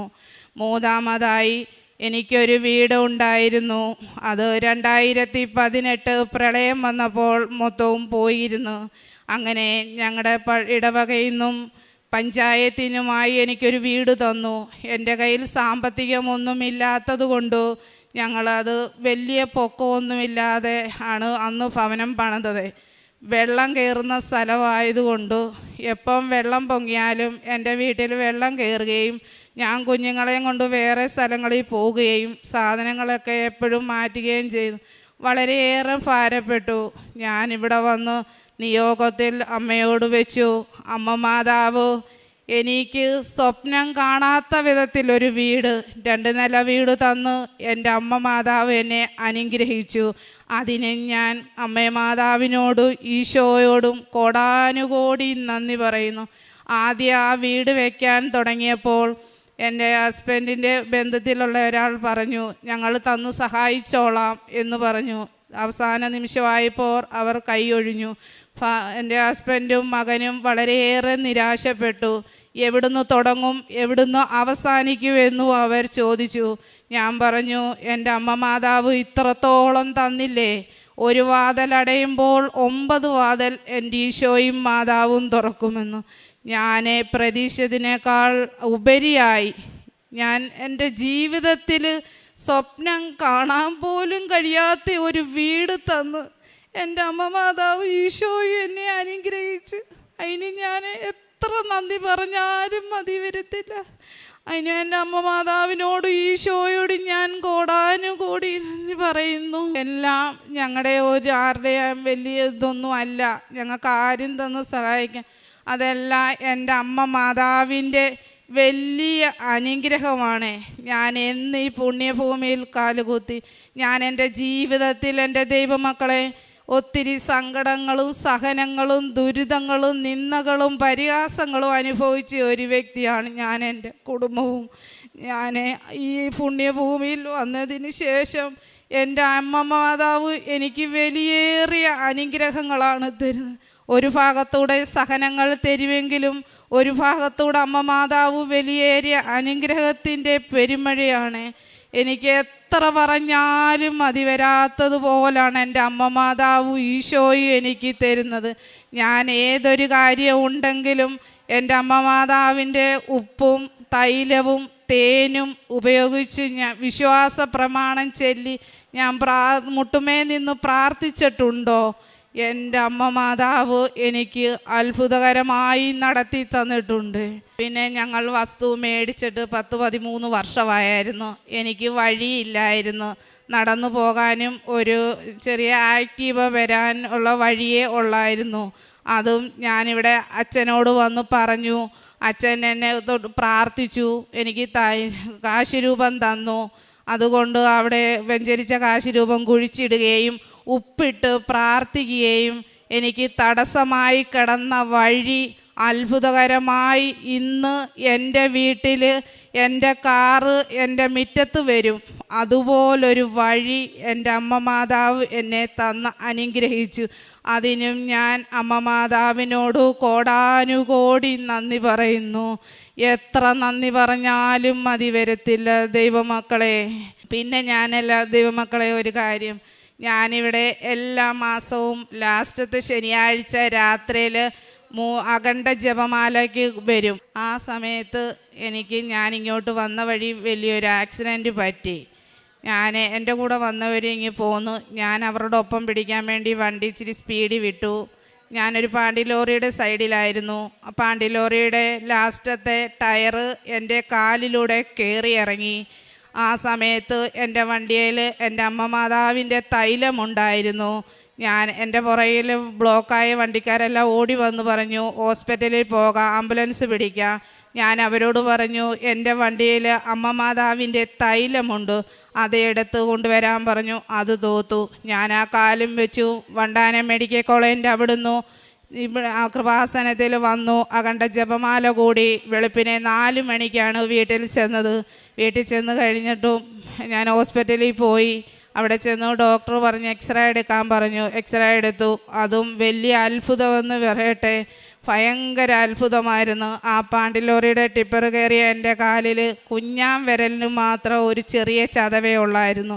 അവിടുന്നും എൻ്റെ മാതാവ് ഈശോയും എനിക്ക് വലിയ അനുഗ്രഹങ്ങൾ തന്ന് എന്നെ സഹായിച്ചു. കാരുണ്യ പ്രേക്ഷിത പ്രവർത്തനം എന്ന് പറഞ്ഞാൽ പത്രം വാങ്ങിക്കും. ഞാൻ എല്ലാ മാസവും ആദ്യ ചൊവ്വാഴ്ച വന്ന് 2ഉം 3ഉം കെട്ട് പത്രം വാങ്ങിച്ച് ഞാൻ ഹോസ്പിറ്റലുകളിൽ കൊണ്ടുപോകും. ആദ്യമൊക്കെ പത്രം ഞാൻ കൊണ്ടു നടക്കുമ്പോഴത്തേക്ക് എല്ലാവരും എന്നെ കളിയാക്കുമായിരുന്നു.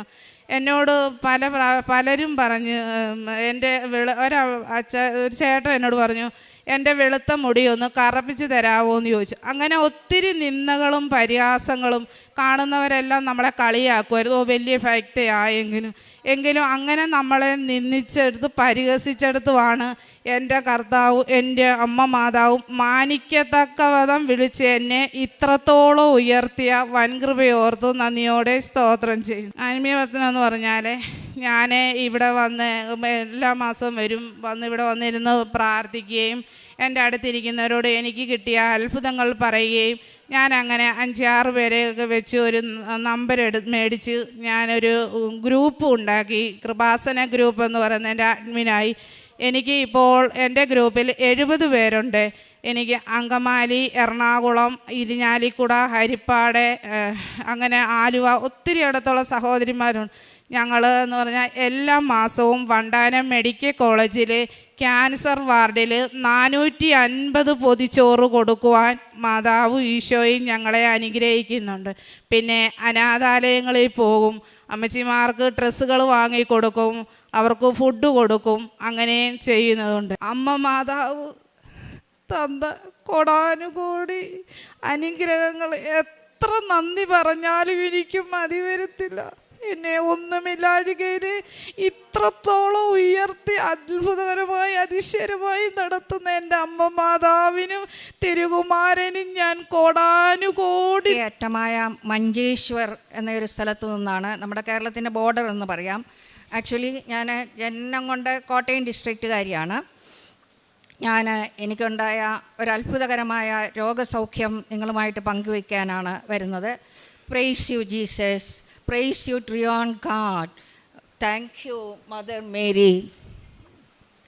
എനിക്ക് 2021 തുടങ്ങി പാമോ പ്ലാന്റാർ സൊറിയാസിസ് എന്ന ഒരു അസുഖം ബാധിച്ചു. അതായത് എൻ്റെ കാലിൻ്റെ വെള്ള മുഴുവൻ, 2 കാലിൻ്റെ വെള്ളയും നിങ്ങൾ നോക്കിയാൽ ഒരു ഉണങ്ങിയ മരത്തിൻ്റെ തൊലി നമ്മൾ കാണാറില്ലേ, അതുപോലെയായിരുന്നു അവസ്ഥ. ഇങ്ങനെ തൊലി പൊളിഞ്ഞു വരുമ്പം ഭയങ്കര ബ്ലീഡിങ്. അതുപോലെ തന്നെ എൻ്റെ കൈയുടെ വിരലുകൾക്കും അത് ബാധിച്ചു. ഞാൻ മാംഗ്ലൂരിന് വളരെ അടുത്താണ് താമസിക്കുന്നത്. അതുകൊണ്ട് അവിടുത്തെ ഏറ്റവും ഫേമസ് ഹോസ്പിറ്റലുകൾ father Muller's medical college, Kasturba medical college തുടങ്ങിയുള്ള ഇവിടുത്തെ ഏറ്റവും പ്രമുഖരായ ഡെർമറ്റോളജിസ്റ്റിനെ കണ്ടു. അവരൊക്കെ എന്നോട് പറഞ്ഞു ഇതൊരു ഓട്ടോ ഇമ്മ്യൂൺ ഡിസോർഡറാണ്, ഇതൊരിക്കലും മാറുകയില്ല, പൂർണ്ണമായി മാറുകയില്ല, നിങ്ങൾ ഒരു ഫോട്ടോ അത് പൂർണ്ണമായി മാറുന്ന പ്രശ്നമേ ഇല്ല എന്ന് പറഞ്ഞു. അപ്പോൾ എൻ്റെ മരുമകൾ സെയിൻറ്റ് ജോൺസ് മെഡിക്കൽ കോളേജിലെ ഒഫ്താൽമിക് പ്രൊഫസറാണ്. അവളുടെ നിർദ്ദേശപ്രകാരം അവിടെയുള്ള ഏറ്റവും വലിയ ഒരു സ്കിൻ സ്പെഷ്യലിസ്റ്റിനെ ഞാൻ പോയി കണ്ടു. അദ്ദേഹവും ഇത് തന്നെ പറഞ്ഞു. ഞാൻ നടന്നുകൊണ്ടിരുന്നത് ഞാനൊരു സിലിക്കോൺ സോക്സ് മോയ്സ്ചറൈസ് ചെയ്യും കാല്, പിന്നെ സിലിക്കോൺ സോക്സ്, എൻ്റെ പുറത്ത് കോട്ടൺ സോക്സ്, പിന്നെ ഷൂ ഇട്ടുകൊണ്ടാണ് വീട്ടിൽ കൂടെ പോലും നടന്നുകൊണ്ടിരുന്നത്. ഞാൻ മുട്ടേ കുത്തി വരെ നടന്നിട്ടുണ്ട്, അത്ര ബുദ്ധിമുട്ടായിരുന്നു. അപ്പോൾ അവിടെ പോയി ഞാൻ കുറേ ഫോട്ടോതെറാപ്പി ചെയ്തതിൻ്റെയാണ്.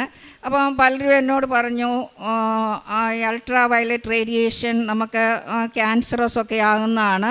അപ്പം എൻ്റെ മക്കൾ പറഞ്ഞു എന്നെങ്കിലും ഒരു സൗഖ്യം വേണ്ടേ. അങ്ങനെ ഞാൻ കുറേ നാൾ ബാംഗ്ലൂർ ചെയ്തു. പിന്നെ തിരിച്ചു വന്ന് എൻ്റെ സ്വന്തം വീട്ടിൽ മഞ്ചേശ്വരത്തു നിന്ന് മാംഗ്ലൂർ പോയി ചെയ്തു. എന്നിട്ട് അന്നേരം ചെയ്യുമ്പം ഒരു ചെറിയ കുറവ് ഉണ്ടാകും, അല്ലാതെ എനിക്ക് വലിയ മെച്ചമൊന്നും ഉണ്ടായില്ല. എൻ്റെ ഈ ഭീകരാവസ്ഥ, എൻ്റെ ഒരു കസിൻ്റെ മോൻ്റെ കല്യാണം ഉണ്ടായിരുന്നു, അതിന് വരാൻ പറ്റാഞ്ഞതുകൊണ്ട് ഞാൻ എല്ലാവരും എൻ്റെ കാലിൻ്റെ ഫോട്ടോ എടുത്ത് അവൾക്ക് അയച്ചു കൊടുത്തത് നിറയെ സർക്കുലേറ്റ് ചെയ്യപ്പെടുകയും ഇത് എല്ലാവരും തലയെ കൈവെക്കുകയും ചെയ്ത ഒരു കേസായിരുന്നു. അത് കഴിഞ്ഞ് എൻ്റെ ഒരു കസിൻ, കോട്ടയത്തുള്ള എൻ്റെ ഒരു അനിയത്തി എന്ന് പറയാം, ജോളി ജോസഫ്, അവൾ എനിക്ക് നിരന്തരം അച്ഛൻ്റെ ധ്യാനപ്രസംഗങ്ങളും വചനസാക്ഷ്യങ്ങൾ, അതവൾ ഡോക്ടർമാർ ചെയ്തിരിക്കുന്ന വചനസാക്ഷ്യം, കോളേജ് പ്രൊഫസർമാർ ചെയ്തിരിക്കുന്ന വചനസാക്ഷ്യമൊക്കെ എനിക്ക് അയക്കാൻ തുടങ്ങി. എനിക്ക് ആദ്യം ഈ വളരെ ക്ഷമാപണത്തോടുകൂടെ പറയട്ടെ, ഈ കൃപാസനമെന്ന് പറഞ്ഞാൽ ഇത് ഒരു കൾട്ട് ക്രിയേഷൻ ആണ്. ഇത് ദൈവത്തിൽ നിന്ന് മനുഷ്യനെ ദൈവവചനത്തിൽ നിന്ന് മാറ്റുന്നതാണെന്നൊക്കെയുള്ള ചിന്തകളുള്ള ഒരാളായിരുന്നു ഞാൻ. ഉറച്ച ദൈവവിശ്വാസിയാണ്. ഒരു കാരിസ്മാറ്റിക് രീതിയിൽ വചനത്തിൽ മുന്നോട്ട് പോകുക എന്നുള്ള രീതിയിലുള്ള ആളായിരുന്നു. പക്ഷേ ജോളി ഇങ്ങനെ അയച്ചു തന്ന് ഞാനത് വായിക്കാൻ തുടങ്ങി, അച്ഛൻ്റെ വചനപ്രസംഗങ്ങൾ കേൾക്കാൻ തുടങ്ങി. അല്ലാതെ ഞാനന്നിത് സബ്സ്ക്രൈബ് ചെയ്തിട്ടൊന്നുമില്ല. അപ്പോഴാണ് എനിക്ക് ഇത് യഥാർത്ഥത്തിൽ ക്രിസ്തീയ ജീവിത ചര്യയാണല്ലോ ഈ ഉടമ്പടി എന്ന് ബോധ്യമായത്. ആദ്യം മുതലേ പ്രവാചകന്മാർ നമ്മൾ അബ്രാഹാം തൊട്ടുള്ള ഉടമ്പടിയെ പറ്റി കേൾക്കുന്നുണ്ട്. പക്ഷേ ആ ഉടമ്പടിയുടെ എല്ലാം കൾമിനേഷൻ യേശു ക്രിസ്തുവാണ്. അതിലേക്കുള്ള മുൻനിഴലുകളായിരുന്നു അതൊക്കെ. അങ്ങനെ ഞാൻ ബോധ്യമായി ഞാൻ ജോളിയുടെ വീട്ടിൽ വന്ന് അവൾ എന്നെ ഇവിടെ കൊണ്ടുവന്നു. ഞാൻ ഉടമ്പടി എടുത്തു. ഞാൻ ഉടമ്പടി എടുത്തത് 25 ഒക്ടോബർ 2023 എന്നിട്ട് ഞാൻ വീട്ടിൽ പോയി തിരികെത്തിച്ച് പ്രാർത്ഥിക്കാനും ഒക്കെ തുടങ്ങി. എനിക്ക് ഈ ഉടമ്പടി ഓയിൽ എൻ്റെ കാലിലും കയ്യിലും പുരട്ടാൻ, കാരണം എൻ്റെ കാലിനും കൈക്കും അതുപോലെ എൻ്റെ കാൽപാദമൊക്കെ കറുത്താണ് ഇരുന്നത്. നിങ്ങൾക്ക് വീട്ടമ്മമാർക്കറിയാം, നമ്മൾ അടുപ്പിൽ വെക്കുന്ന ചീനച്ചട്ടി എന്ന് പറയുന്ന സാധനം എങ്ങനെ കറുത്തിരിക്കുമോ അതുപോലെയാണ്. അത് മുഴുവൻ പുരട്ടിയാൽ എണ്ണ ഒരു 2 ദിവസത്തേക്ക് പോലും കാണത്തില്ല. അപ്പം ഞാൻ ഓരോ തുള്ളിയൊക്കെ വേറെ എണ്ണയായിട്ട് മിക്സ് ചെയ്തൊക്കെ പുരട്ടുമൊക്കെയാണ് ചെയ്തുകൊണ്ടിരുന്നത്. ഇങ്ങനെ ഞാൻ ഉടമ്പടി എടുത്ത് 1 മാസത്തിനകം, സത്യം പറയട്ടെ, ഞാൻ തന്നെ അറിഞ്ഞില്ല എൻ്റെ കാലിൻ്റെ തൊലി, സ്കിന്നെല്ലാം, എൻ്റെ സോള്, ഇപ്പം നിങ്ങൾക്ക് വേണമെങ്കിൽ നോക്കിക്കോളൂ, just like any other people's soul അങ്ങനെയായിട്ടുണ്ട്. അങ്ങനെ അങ്ങ് മാറുകയായിരുന്നു. ഇപ്പം ഞാൻ ഒരു മെഡിക്കേഷനും ചെയ്യുന്നില്ല, ഒരു ഡോക്ടറെയും കാണുന്നില്ല. അങ്ങനെ അത്ഭുതകരമായ ഒരു രോഗസൗഖ്യം അമ്മ എനിക്ക് നൽകി. ആത്മീയ ജീവിതം പറഞ്ഞാൽ ഞാൻ ഒന്നും കുർബാനയ്ക്ക് പോകുന്നൊന്നും ആളല്ലായിരുന്നു. ഞാനും എൻ്റെ ഭർത്താവുമൊക്കെ ബൈബിൾ വചനം മതി, ബൈബിൾ ഇരുന്ന് വായിക്കും. ഞങ്ങൾ ധാരാളം ബൈബിൾ, വി ആർ റിയലി വളരെ സ്ട്രിക്റ്റ് വിശ്വാസമുള്ളവർ തന്നെയാണ്. അപ്പം പള്ളിയിൽ പോകണമെങ്കിൽ കുറച്ച് നടക്കണം, ഡ്രൈവറൊന്നും അന്നേരം വരികയില്ല. അപ്പോൾ അതൊക്കെ എനിക്ക് മടിയായിരുന്നു. പക്ഷേ ഇപ്പം ഞാൻ ദിവസം തോറും കുർബാനയ്ക്ക് നടന്ന് തന്നെ പോകുന്നു.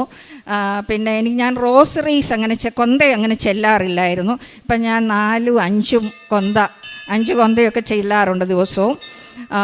പിന്നെ കൂടുതൽ സമയവും ഞാൻ ബൈബിൾ പഠനവും അച്ഛൻ്റെ വചന പ്രഘോഷണങ്ങളും ധ്യാനവും പിന്നെ ഉടമ്പടി സാക്ഷ്യങ്ങളും ഒക്കെ ആണ് ധാരാളം കേട്ടുകൊണ്ടിരിക്കുന്നു. അതൊക്കെ ഈ ഉടമ്പടിയെ പറ്റിയുള്ള ശരിയായ ബോധ്യം, ഇത് ഒരു ക്രിസ്തീയ ജീവിതചര്യ ഇത് ആണ് ഉടമ്പടിയെന്ന് എനിക്ക് ബോധ്യമായി. അങ്ങനെ എൻ്റെ അവസാനത്തോളം ഈ ഉടമ്പടിയിൽ തന്നെ ദൈവവുമായിട്ടുള്ള ഒരു ബൈലാറ്ററൽ എഗ്രിമെൻ്റാണ് ഹ്യൂമൻ ലൈഫ് എന്നുള്ളത്. അത് തിരിച്ചറിയുവാനും എല്ലാം എനിക്ക് ഈ ഉടമ്പടി ധ്യാനങ്ങളിൽ കൂടിയാണ് സാധിച്ചത്. ഞാൻ നേരത്തെ എനിക്ക് കുറേയൊക്കെ അറിയാമെന്ന് വിചാരിച്ചിരുന്ന ആളാണ്. അപ്പം എൻ്റെ അറിവ് വളരെ വികലമായിരുന്നു എന്നും എനിക്ക് ബോധ്യപ്പെട്ടു. പിന്നെ ഞാൻ പരസ്നേഹ പ്രവർത്തികളായിട്ട് എൻ്റെ കയ്യിൽ എണ്ണയുണ്ടല്ലോ. അപ്പം ഞാൻ റിട്ടയർഡാണ്. ഞാൻ വർക്ക് ചെയ്തുകൊണ്ടിരുന്ന കോളേജിൽ ഒരു ടൈപ്പിസ്റ്റ്, ആ കുട്ടിക്ക് ഭയങ്കര പെടലി വേദന, ഉറങ്ങാൻ പറ്റുന്നില്ല എന്ന് പറഞ്ഞു. ഞാൻ അവളുടെ വീട്ടിൽ പോയി ഈ ഉടമ്പടി തൈലം തേച്ച് അവൾ കാത്തലിക്കാണ്, ഞങ്ങൾ വിശ്വാസ പ്രമാണം ചൊല്ലി പ്രാർത്ഥിച്ചു. പിറ്റേ ദിവസം അവൾ ഓടി എൻ്റെ അടുത്ത് വന്നിട്ട് പറഞ്ഞു, മാം ഇന്നലെ ഞാൻ നല്ലപോലെ കിടന്നുറങ്ങി, എൻ്റെ മകൻ 2-3 പ്രാവശ്യം എന്നെ വിളിച്ചപ്പം മാത്രമാണ് ഞാൻ എണീറ്റത്, ഞാൻ ഉറങ്ങിയിട്ട് എത്ര ദിവസമായി എന്ന് പറഞ്ഞു. അതുപോലെ തന്നെ എൻ്റെ ഇപ്പുറത്ത് ഞങ്ങളുടെ ഒരു ക്ലാർക്കിൻ്റെ വൈഫ് താമസിക്കുന്നുണ്ട്. അവർ ഹിന്ദുക്കളാണ്, അവർ അക്രൈസ്തവരാണ്, അവർ തിരുവനന്തപുരംകാരാണ്. അപ്പം ഞാൻ അവളുടെ വീട്ടിൽ ചെന്ന് ചോദിച്ചു, നിനക്ക് ബുദ്ധിമുട്ടുണ്ടോ, ഞാനൊരു പ്രാർത്ഥന പറഞ്ഞൊരു എണ്ണ തേച്ച് പ്രാർത്ഥിക്കുക, അവൾക്ക് എപ്പോഴും ദുസ്വപ്നങ്ങളുണ്ടാകുന്നു, അവൾക്കും അവളുടെ ഒരു കുഞ്ഞു മകനും അതായിരുന്നു. അത് ഞാൻ നെറ്റി കുരിശ് വരെ, അപ്പോൾ അവർക്ക് കൃപാസനത്തെ പറ്റിയൊക്കെ അറിയാവുന്നവർ തന്നെയാണ്, ട്രിവാൻഡ്രംകാരാണല്ലോ. അപ്പോൾ ആ കുട്ടി എന്നോട് പറഞ്ഞു സുഖമായിട്ട് ഞങ്ങൾ കിടന്നുറങ്ങുന്നെന്ന്. അതുപോലെ തന്നെ എൻ്റെ ഒരു ഞങ്ങളുടെ ഡ്രൈവറിന് കഴിഞ്ഞ ദിവസം ഓപ്പൺ ഹാർട്ട് സർജറി ആയിരുന്നു. അയാൾ ഭയങ്കര ഭീരുവായൊരു മനുഷ്യനാണ്. അപ്പോൾ എൻ്റെ ഹസ്ബൻഡ് പറഞ്ഞു, അദ്ദേഹം ഒരു കൊങ്കണി കാത്തലിക്കാണ്, എൻ്റെ ഹസ്ബൻഡ് പറഞ്ഞു മിക്കവാറും ഡോൾഫി റിക്കവർ ചെയ്ത് വരുമോ എന്ന് എനിക്ക് സംശയമാണെന്ന് പറഞ്ഞു. അത് കേട്ടപ്പം എനിക്ക് ഒരു പേടിയായി. ഞാൻ ഓപ്പറേഷൻ്റെ തലേദിവസം ഞാനും എൻ്റെ ഹസ്ബൻഡും കൂടെ പോയി അദ്ദേഹത്തിൻ്റെ നെറ്റിയിലും അദ്ദേഹം തന്നെ സ്വന്തം നെഞ്ചിലും കുരിശ് വരച്ച് പ്രാർത്ഥിക്കുകയും ഓപ്പൺ ഹാർട്ട് സർജറിക്ക് എല്ലാ ധൈര്യവും കൊടുത്ത് അപ്പം പറഞ്ഞു, എനിക്ക് വളരെ സന്തോഷം ഇപ്പം തോന്നുന്നു, ഇപ്പം സർജറി കഴിഞ്ഞിട്ട് 4-5 ദിവസമായി പൂർണ്ണ ആരോഗ്യവാനായിട്ടിരിക്കുന്നു. അങ്ങനെ അനുഭവങ്ങൾ എനിക്കുണ്ട്.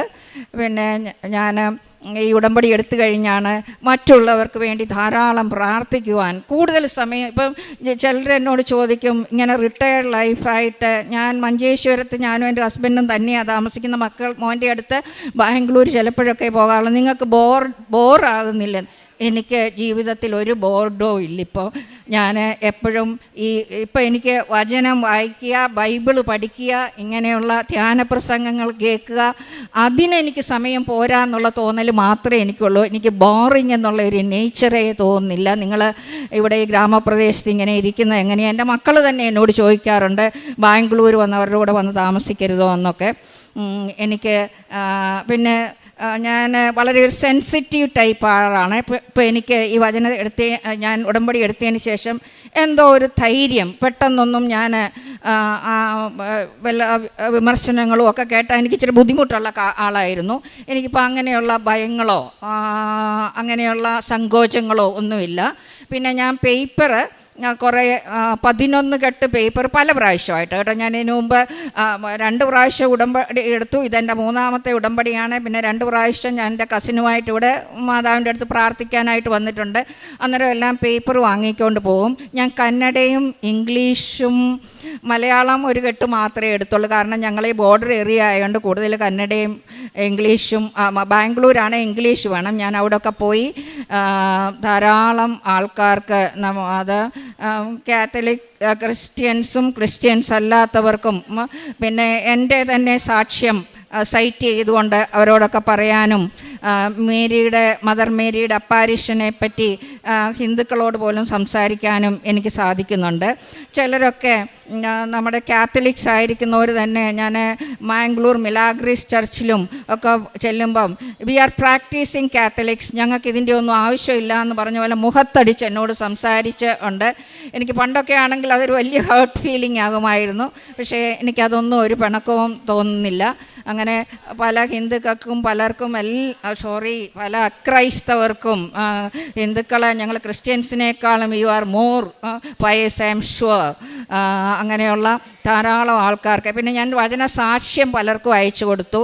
അപ്പോൾ എൻ്റെ ഒരു കൊളീഗ്, ഒരു മലയാളം സാറ്, അദ്ദേഹവും അക്രൈസ്തവനാണ്.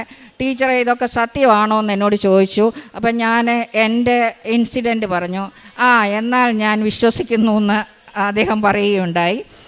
പിന്നെ പത്രം അറിയാവുന്നവരും കിട്ടിയവരുമായി ആർക്കും ഞാൻ കൊടുത്തിട്ടില്ല. അങ്ങനെയുണ്ട്. ഞാൻ മാംഗ്ലൂരൊക്കെ കൊടുക്കുമ്പം നേഴ്സിങ്ങിന് പഠിക്കുന്ന നമ്മുടെ മലയാളി കുട്ടികൾ, മലയാളിയാണെന്ന് അറിഞ്ഞുകൊണ്ടല്ല ഞാൻ ഇംഗ്ലീഷ് പേപ്പറൊക്കെ കൊടുക്കാൻ ചെല്ലുമ്പോൾ അപ്പം അവർ പറയും we are from Thiruvalla, Kerala എന്ന് പറയും. അപ്പം ഞാൻ പറഞ്ഞു നിങ്ങൾക്കിത് അറിയാവോ?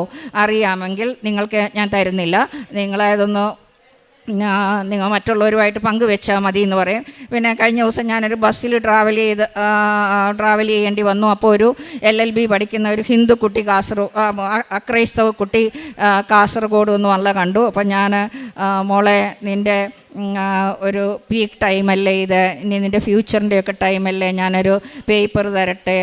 അപ്പോൾ അവൾ ആ ബസ്സിലിരുന്ന് തന്നെ അതൊന്ന് നോക്കി. എന്നിട്ട് ഞാൻ പറഞ്ഞു ഇതൊന്നും ഫേക്കല്ല, ഇതൊക്കെ യഥാർത്ഥമാണ്. അത് പിന്നെ ഞാൻ ബോധ്യമല്ലേ, ആൾക്കാർ ഇങ്ങനെ സാക്ഷ്യം പറയണമെങ്കിൽ സത്യമായിട്ടല്ലേ എന്ന് പറയുകയുണ്ടായി. അങ്ങനെ പിന്നെ എനിക്ക് ഒത്തിരി ചെറുതും പിന്നെ വേറൊരു അത്യാവശ്യം പറയാനുള്ളത്, എനിക്ക് ഒസ്റ്റിയോപൊറോസിസ് സിവിയർ, ഞാൻ 68-69 വയസ്സായ ആളാണ്. എനിക്ക് സിവിയർ ഒസ്റ്റിയോപൊറോസിസ്, അതായത് എല്ലിന് തേയ്മാനം എന്ന് പറയല്ലേ, എൻ്റെ ബാക്ക് ബോൺ സ്കാനിങ്ങിൽ ഒക്കെ ഭയങ്കര ദ്രവിച്ചിരിക്കുന്ന അവസ്ഥയാണ്. ഞാൻ ബെൽറ്റ് യൂസ് ചെയ്യുന്നുണ്ടായിരുന്നു ഒരു സ്പൈൻ സർജനെ കണ്ട്. അപ്പോൾ ഒരു ദിവസം അച്ഛൻ്റെ വചനധ്യാനം കൂടിക്കൊണ്ടിരുന്നപ്പോൾ ലെഫ്റ്റ് ലോവർ പാർട്ടിൽ ഭയങ്കരമായിട്ട് ബുദ്ധിമുട്ടുള്ള ഒരാൾ, ഇടത്ത് കാൽ എടുത്ത് വെക്കാൻ ബുദ്ധിമുട്ടുള്ള ഒരാൾ, കുറച്ച് നേരം കസേരയിൽ ഇരുന്ന് കഴിഞ്ഞാൽ എനിക്ക് നേരെ നിൽക്കാൻ വയ്യ, കുറച്ച് പോസ് ചെയ്ത് കഴിഞ്ഞാണ് സ്റ്റെപ്പ് വെക്കാൻ പറ്റുന്നത്. പക്ഷേ ഞാൻ കഴിഞ്ഞ പ്രാവശ്യം ഈ നാട്ടിൽ വന്നതൊക്കെ ബെൽറ്റ് ഇട്ടുകൊണ്ടാണ്. പക്ഷേ ആ ധ്യാനത്തിൽ അങ്ങനെ പറഞ്ഞു കഴിഞ്ഞ് എനിക്കിതുവരെ ഞാൻ ബെൽറ്റ് ഉപയോഗിക്കുന്നില്ല, എനിക്ക് പെയിൻ തോന്നുന്നില്ല. പിന്നെ ഞാൻ ഇടയ്ക്ക് പോയി റെസ്റ്റ് ചെയ്യും, കാരണം എനിക്ക് സ്പൈൻ അതുപോലെ പ്രോബ്ലം ഉണ്ടല്ലോ, അതുകൊണ്ട് ചെയ്യാറുണ്ട്. അങ്ങനെ ഒത്തിരിയേറെ അനുഗ്രഹങ്ങൾ. പിന്നെ എല്ലാവരോടും പോസിറ്റീവായി സംസാരിക്കുവാനും എല്ലാവരുടെയും അടുത്ത് നല്ല കാര്യം പറയുവാനും മറ്റുള്ളവർക്ക് വേണ്ടി പ്രാർത്ഥിക്കാനും. ഇപ്പം ഞാൻ എൻ്റെ കാറ് സഞ്ചരിക്കുമ്പം പോലും ആണെങ്കിലും വഴിയിൽ കൂടെ ഒരു പാവപ്പെട്ടവൻ നടന്നു പോയാൽ ആ മുഖമായിരിക്കും എൻ്റെ മനസ്സിൽ. അവർക്ക് വേണ്ടി എല്ലാം ഞാൻ പ്രാർത്ഥിക്കും. പിന്നെ കാരുണ്യ പ്രവർത്തികളായിട്ട് ഞങ്ങൾ നേഴ്സിംഗ് പഠിക്കാൻ ബുദ്ധിമുട്ടുള്ള പിള്ളേരെയൊക്കെ സഹായിക്കുന്നുണ്ട്. ഡ്രൈവിങ്, ഇങ്ങനെ ഇവിടെ ഒരു കോളനിയിലെ ഉള്ള ഡ്രൈവിങ് കമ്പ്യൂട്ടർ കോഴ്സസിനൊക്കെ വിടാറുണ്ട്, അതിനുള്ള സഹായം ചെയ്യാണ്ട്. പിന്നെ നമ്മുടെ തന്നെ വെരി ഡിസ്റ്റൻറ്റ് പോലും റിലേറ്റീവ്സ് ഹോസ്പിറ്റലിലൊക്കെ ആണെന്ന് പറഞ്ഞാൽ സാമ്പത്തിക ബുദ്ധിമുട്ടുള്ള ധാരാളം പേരാണല്ലോ ഉള്ളത്. അവർക്കൊക്കെ ഞങ്ങൾ അതാത് സമയത്ത് ഗൂഗിൾ പേ വഴി പൈസ അയച്ചു കൊടുക്കാറുണ്ട്. പിന്നെ എൻ്റെ ഹസ്ബൻഡിൻ്റെ വീട്ടിലുള്ള അയൽവക്കത്തുള്ള വളരെ വിഷമിക്കുന്നവർക്ക് ഞങ്ങൾ 2 മാസം കൂടുമ്പോഴൊക്കെ പണം അയച്ചു കൊടുത്തും ഒക്കെ സഹായിക്കാറുണ്ട്. അതിലൊന്നും ഒരു ബുദ്ധിമുട്ടും നമുക്ക് തോന്നാറില്ല. അപ്പം ഞാൻ ഈ ബാംഗ്ലൂർ പത്രവിതരണം ചെയ്യുമ്പോൾ എൻ്റെ മകനൊരു അഡ്വക്കേറ്റാണ്, ഹൈക്കോർട്ട് അഡ്വക്കേറ്റാണ്. അവൻ പറയും അമ്മ ഇതൊരു ആൻറ്റി കൺവേർഷൻ ബില്ലുള്ള നാടാണ്, അമ്മ പിടിച്ച് അകത്താക്കും. അപ്പം ഞാൻ അവനോട് പറയും അങ്ങനെ അകത്താകുന്നെങ്കിൽ ഞാൻ അകത്തായിക്കോട്ടെ എന്നുള്ള ധൈര്യത്തോട് പറയും. ഞാൻ ആരെയും കൺവേർട്ട് ചെയ്യുന്നില്ല, കൺവേർഷൻ ഞാൻ ഉദ്ദേശിക്കുന്നുമില്ല. I want only a transformation, a change in human minds എന്ന് അവനോട് പോലും തർക്കിക്കാറുണ്ട്. പിന്നെ ഞാൻ എൻ്റെ പേഴ്സണലായിട്ടാണ് പേപ്പർ വിതരണം ചെയ്യുന്നത്, അതിനൊന്നും ആരെയും ഉൾപ്പെടുത്താറില്ല. അങ്ങനെ എനിക്ക് അത്രയൊക്കെ ചെയ്യാൻ സാധിച്ചിട്ടുണ്ട്. പിന്നെ ഇതിനെക്കുറിച്ച് ഒത്തിരി അപവാദങ്ങളൊക്കെ പറയുന്നവരോട് എനിക്ക് പറയാനുള്ളത് ഇതാണ്, നമ്മൾ എന്താണ് അച്ഛൻ എപ്പോഴും പറയുന്നത് പോലെ അവൻ പറയുന്നത് പോലെ ചെയ്യുക. അമ്മ അതല്ലേ പറഞ്ഞുള്ളൂ. അവൻ പറയുന്നത് എന്താണ്? അത് വചനമാണ്, നമ്മൾ വായിക്കുന്ന വിശുദ്ധ ഗ്രന്ഥമാണ്, അതിനകത്തെ കാര്യങ്ങളാണ്.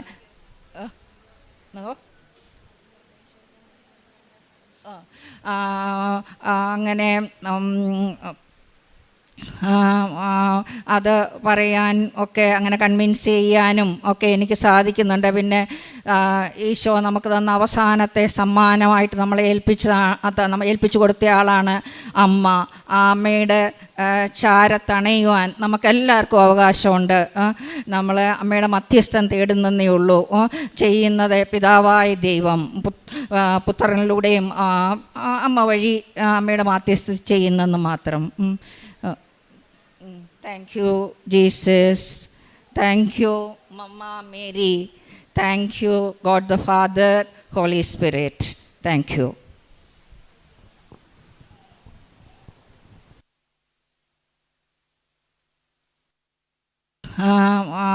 അത് പറയാൻ ഒക്കെ അങ്ങനെ കൺവിൻസ് ചെയ്യാനും ഒക്കെ എനിക്ക് സാധിക്കുന്നുണ്ട്. പിന്നെ ഈശോ നമുക്ക് തന്ന അവസാനത്തെ സമ്മാനമായിട്ട് നമ്മളെ ഏൽപ്പിച്ചു കൊടുത്ത ആളാണ് അമ്മ.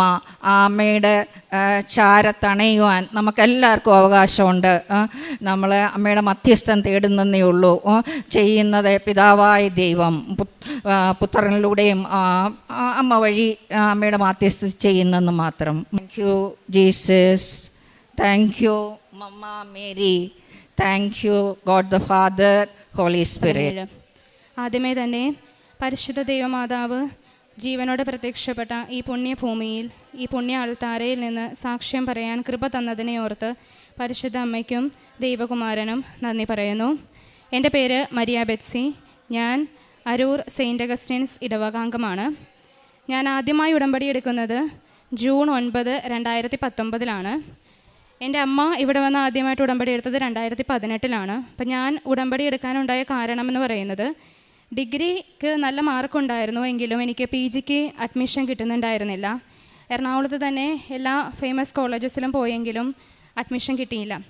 അപ്പോൾ ഞാൻ ആ ഒരു സമയത്ത് കുറച്ച് ഡിപ്രസ്ഡായി. അപ്പോൾ അമ്മ ഉടമ്പടിയിലായിരുന്നതുകൊണ്ട് അമ്മയോടൊപ്പം പ്രാർത്ഥനകളൊക്കെ ചെയ്യുന്നുണ്ടായിരുന്നു. രാവിലത്തെ പ്രത്യക്ഷീകരണ പ്രാർത്ഥനയും വൈകുന്നേരത്തെ ഉടമ്പടി പ്രാർത്ഥനയൊക്കെ ഞങ്ങൾ കുടുംബം ഒന്നിച്ച് എല്ലാം ചെയ്യുമായിരുന്നു. അപ്പോൾ ആ ഒരു സമയത്ത് അമ്മ എന്നോട് പറഞ്ഞു, ഉടമ്പടി എടുക്കാമെന്ന് നേരുക, എന്നിട്ട് പ്രാർത്ഥിക്കാൻ പറഞ്ഞു. അപ്പോൾ ഞാൻ അങ്ങനെ ആ ഒരു വിശ്വാസത്തിലേക്ക് വന്നു. ഉടമ്പടി പ്രത്യക്ഷീകരണ പ്രാർത്ഥന ഞാൻ 7 പ്രാവശ്യം 7 ദിവസം ചൊല്ലി പ്രാർത്ഥിച്ചു അഡ്മിഷൻ കിട്ടാൻ വേണ്ടിയിട്ട്. അപ്പോൾ അതിൻ്റെ ഫലമായിട്ട് എനിക്ക് എറണാകുളത്ത് തന്നെ ഫസ്റ്റ് ഗവൺമെൻറ് ഓട്ടോണോമസ് കോളേജായ മഹാരാജാസിൽ എനിക്ക് അഡ്മിഷൻ കിട്ടി. പക്ഷേ ആദ്യം അവിടെ കിട്ടിയെങ്കിലും എനിക്കധികം താല്പര്യം ഉണ്ടായിരുന്നില്ല. പക്ഷേ പിന്നീട് എൻ്റെ ഒരു അക്കാഡമിക്സിൽ ഏറ്റവും നല്ലൊരു കോളേജായിട്ട് അത് മാറി. അതുപോലെ തന്നെ എനിക്ക് എൻ്റെ സ്ട്രീമിൽ നിന്ന് ഫസ്റ്റ് റാങ്ക് നൽകിയാണ് മാതാവ് എന്നെ അനുഗ്രഹിച്ചത്. അതിനുശേഷം പിന്നീട് എനിക്ക് എൻ്റെ കരിയറിലും കാര്യങ്ങളിലൊക്കെ നല്ല ഉയർച്ചയുണ്ടായി. ഞാൻ ഉടമ്പടി വസ്തുക്കളൊക്കെ ഉപയോഗിച്ച് പ്രാർത്ഥിക്കുമായിരുന്നു. പക്ഷേ പിന്നീട് പഠനങ്ങളുടെയും അതുപോലെ തന്നെ ജോലിയുടെയൊക്കെ സമയമായപ്പോഴത്തേക്ക് മാനുഷികമായ തിരക്കുകൾ കൊണ്ട് എൻ്റെ ഉടമ്പടിയിൽ ചെറിയൊരു ഉഴപ്പ് സംഭവിച്ചു. അപ്പോൾ പ്രാർത്ഥനകളൊക്കെ ചൊല്ലും, എന്നാലും പ്രേക്ഷിത പ്രവർത്തനവും കാരുണ്യ പ്രവൃത്തികളൊക്കെ എനിക്ക് തീക്ഷ്ണതയോടെ ചെയ്യാനായിട്ട് സാധിച്ചിരുന്നില്ല. പിന്നീട് ഞാൻ ജോലി ചെയ്തു. ഞാനൊരു അധ്യാപികയാണ്. എനിക്ക് എൻ്റെ കരിയറിലെ ഏറ്റവും നല്ലൊരു സ്കൂളിലാണ് മാതാവ് എനിക്ക് ആദ്യമേ തന്നെ ജോലി നൽകി അനുഗ്രഹിച്ചത്. ഒരു ഇൻ്റർനാഷണൽ സ്കൂളിലായിരുന്നു. അപ്പോൾ അതിനെ വളരെയധികം ഉയർത്തി. മാതാവിന് അതിന് നന്ദി പറയുന്നു. ഞാൻ 4 വർഷമായി ഇവിടെ പഠിപ്പിക്കുന്നു. ഇതെൻ്റെ 4ാമത്തെ വർഷമാണ്. അപ്പോൾ ഞാനിവിടെ നിയോഗം വെച്ച് പ്രാർത്ഥിച്ചപ്പോൾ പുറത്തേക്ക് പോകണം എന്നുള്ളൊരു ആഗ്രഹം ഉണ്ടായിരുന്നു. പുറത്ത് പോയി ടീച്ചിങ് ജോലി ചെയ്യണമെന്ന് ആഗ്രഹം ഉണ്ടായിരുന്നു. അപ്പോൾ ഞാൻ ഉടമ്പടിയിൽ നിയോഗം വെച്ചിട്ടുണ്ടായിരുന്നു. പക്ഷേ പിന്നീട് ഞാൻ അതിനെക്കുറിച്ച് പ്രാർത്ഥിക്കുകയോ അല്ലെങ്കിൽ അത് ഞാൻ ഉടമ്പടിയിൽ നിയോഗം വെച്ചോ എന്ന് ഓർക്കുകയൊന്നും ചെയ്തില്ല. അപ്പോൾ അതങ്ങനെ പോയി. പിന്നീട് പല സ്ഥലത്തും അപ്ലൈ ചെയ്യുമായിരുന്നു, പക്ഷേ ഒന്നും അങ്ങനെ വന്നില്ല. പക്ഷേ എൻ്റെ ജോലി ഞാൻ കണ്ടിന്യൂ ചെയ്തു. അപ്പോൾ ഈ വർഷം എനിക്ക് ഞാൻ അപ്ലൈ ചെയ്ത ഒരു സ്ഥലത്ത് നിന്ന് ഇൻ്റർവ്യൂ വന്നു. അപ്പോൾ അത് മാൽഡീവ്സിൽ നിന്നായിട്ടായിരുന്നു. അവിടെ നിന്ന് ഗവൺമെൻറ് സ്കൂളിലെയാണ്. അപ്പോൾ ഞാൻ സെപ്റ്റംബർ ലാസ്റ്റ് ആയപ്പോഴാണ് എനിക്ക് ഇൻ്റർവ്യൂ ഉണ്ട്, സെലക്റ്റഡ് ആയി എന്ന് പറയുന്നത്. അപ്പോൾ ഞാൻ ഗവൺമെൻറ് സ്കൂളിലാണ്. അപ്പോൾ നമ്മൾ സ്വാഭാവികമായിട്ടും നമ്മുടെ ജോലി ഒക്കെ ഒരു നോട്ടീസ് പീരീഡ് പോലും ഇല്ലാതെ ഞാൻ റിസൈൻ ചെയ്തു. അപ്പോൾ ഒക്ടോബർ 10 ജോയിൻ ചെയ്യണമെന്നുള്ള രീതിക്കായിരുന്നു എനിക്ക് വന്നിരുന്നത്. അപ്പോൾ ഞാൻ സെപ്റ്റംബർ ലാസ്റ്റ് ആയപ്പോൾ പൂജ ഹോളിഡേയ്സിൻ്റെ ഒരു സമയത്ത് ഞാൻ സ്കൂളിൽ നിന്ന് ഇറങ്ങി. പക്ഷേ ഒക്ടോബർ 10 മുന്നേ നമ്മൾ ടിക്കറ്റൊക്കെ എടുക്കണമെന്ന് പറഞ്ഞു. ഞാൻ ഇവിടെ കോൺടാക്ട് ചെയ്ത ഏജൻസിയുമായിട്ടൊക്കെ അതിൻ്റെ കാര്യങ്ങളൊക്കെ പറഞ്ഞെങ്കിലും എനിക്ക് വിസയോ ടിക്കറ്റോ ഒന്നും വന്നില്ല. എൻ്റെ ഓഫർ ലെറ്ററിൽ വന്ന ഡേറ്റ് കഴിയാറായി. അപ്പോൾ അത് അവിടെ കുറച്ച് പ്രശ്നങ്ങളൊക്കെ ഉണ്ടായത് കാരണം എൻ്റെയർ ഗവൺമെൻറ് പോസ് ചെയ്ത് വെച്ചേക്കായിരുന്നു അവിടത്തേക്കുള്ള എല്ലാ കാര്യങ്ങളും. അപ്പോൾ ഞാൻ കയ്യിലുണ്ടായിരുന്ന മെറിറ്റായിട്ടുള്ള എൻ്റെ ജോലി പോയി. അപ്പോൾ ജോലി പോയപ്പോൾ സ്വാഭാവികമായിട്ടും നമ്മൾ ടെൻഷനായി. കാരണം ജോലി ഉണ്ടായിരുന്നപ്പോൾ ഞാൻ പ്രാർത്ഥനയും കാര്യങ്ങളൊക്കെ കുറച്ചായിരുന്നു. ജോലിയുടെ തിരക്കുകളൊക്കെ പറഞ്ഞു. അപ്പോൾ അമ്മേനോട് പ്രാർത്ഥിക്കണം, കൊന്ത ചൊല്ലണം, അച്ഛൻ്റെ ടോക്കുകളൊക്കെ കേൾക്കണമെന്ന് പറയുമെങ്കിലും ഞാൻ ഉടമ്പടി എടുത്തിട്ടുണ്ടായിരുന്നെങ്കിലും അതിലൊക്കെ കുറച്ച് ഉഴപ്പ് സംഭവിച്ചു.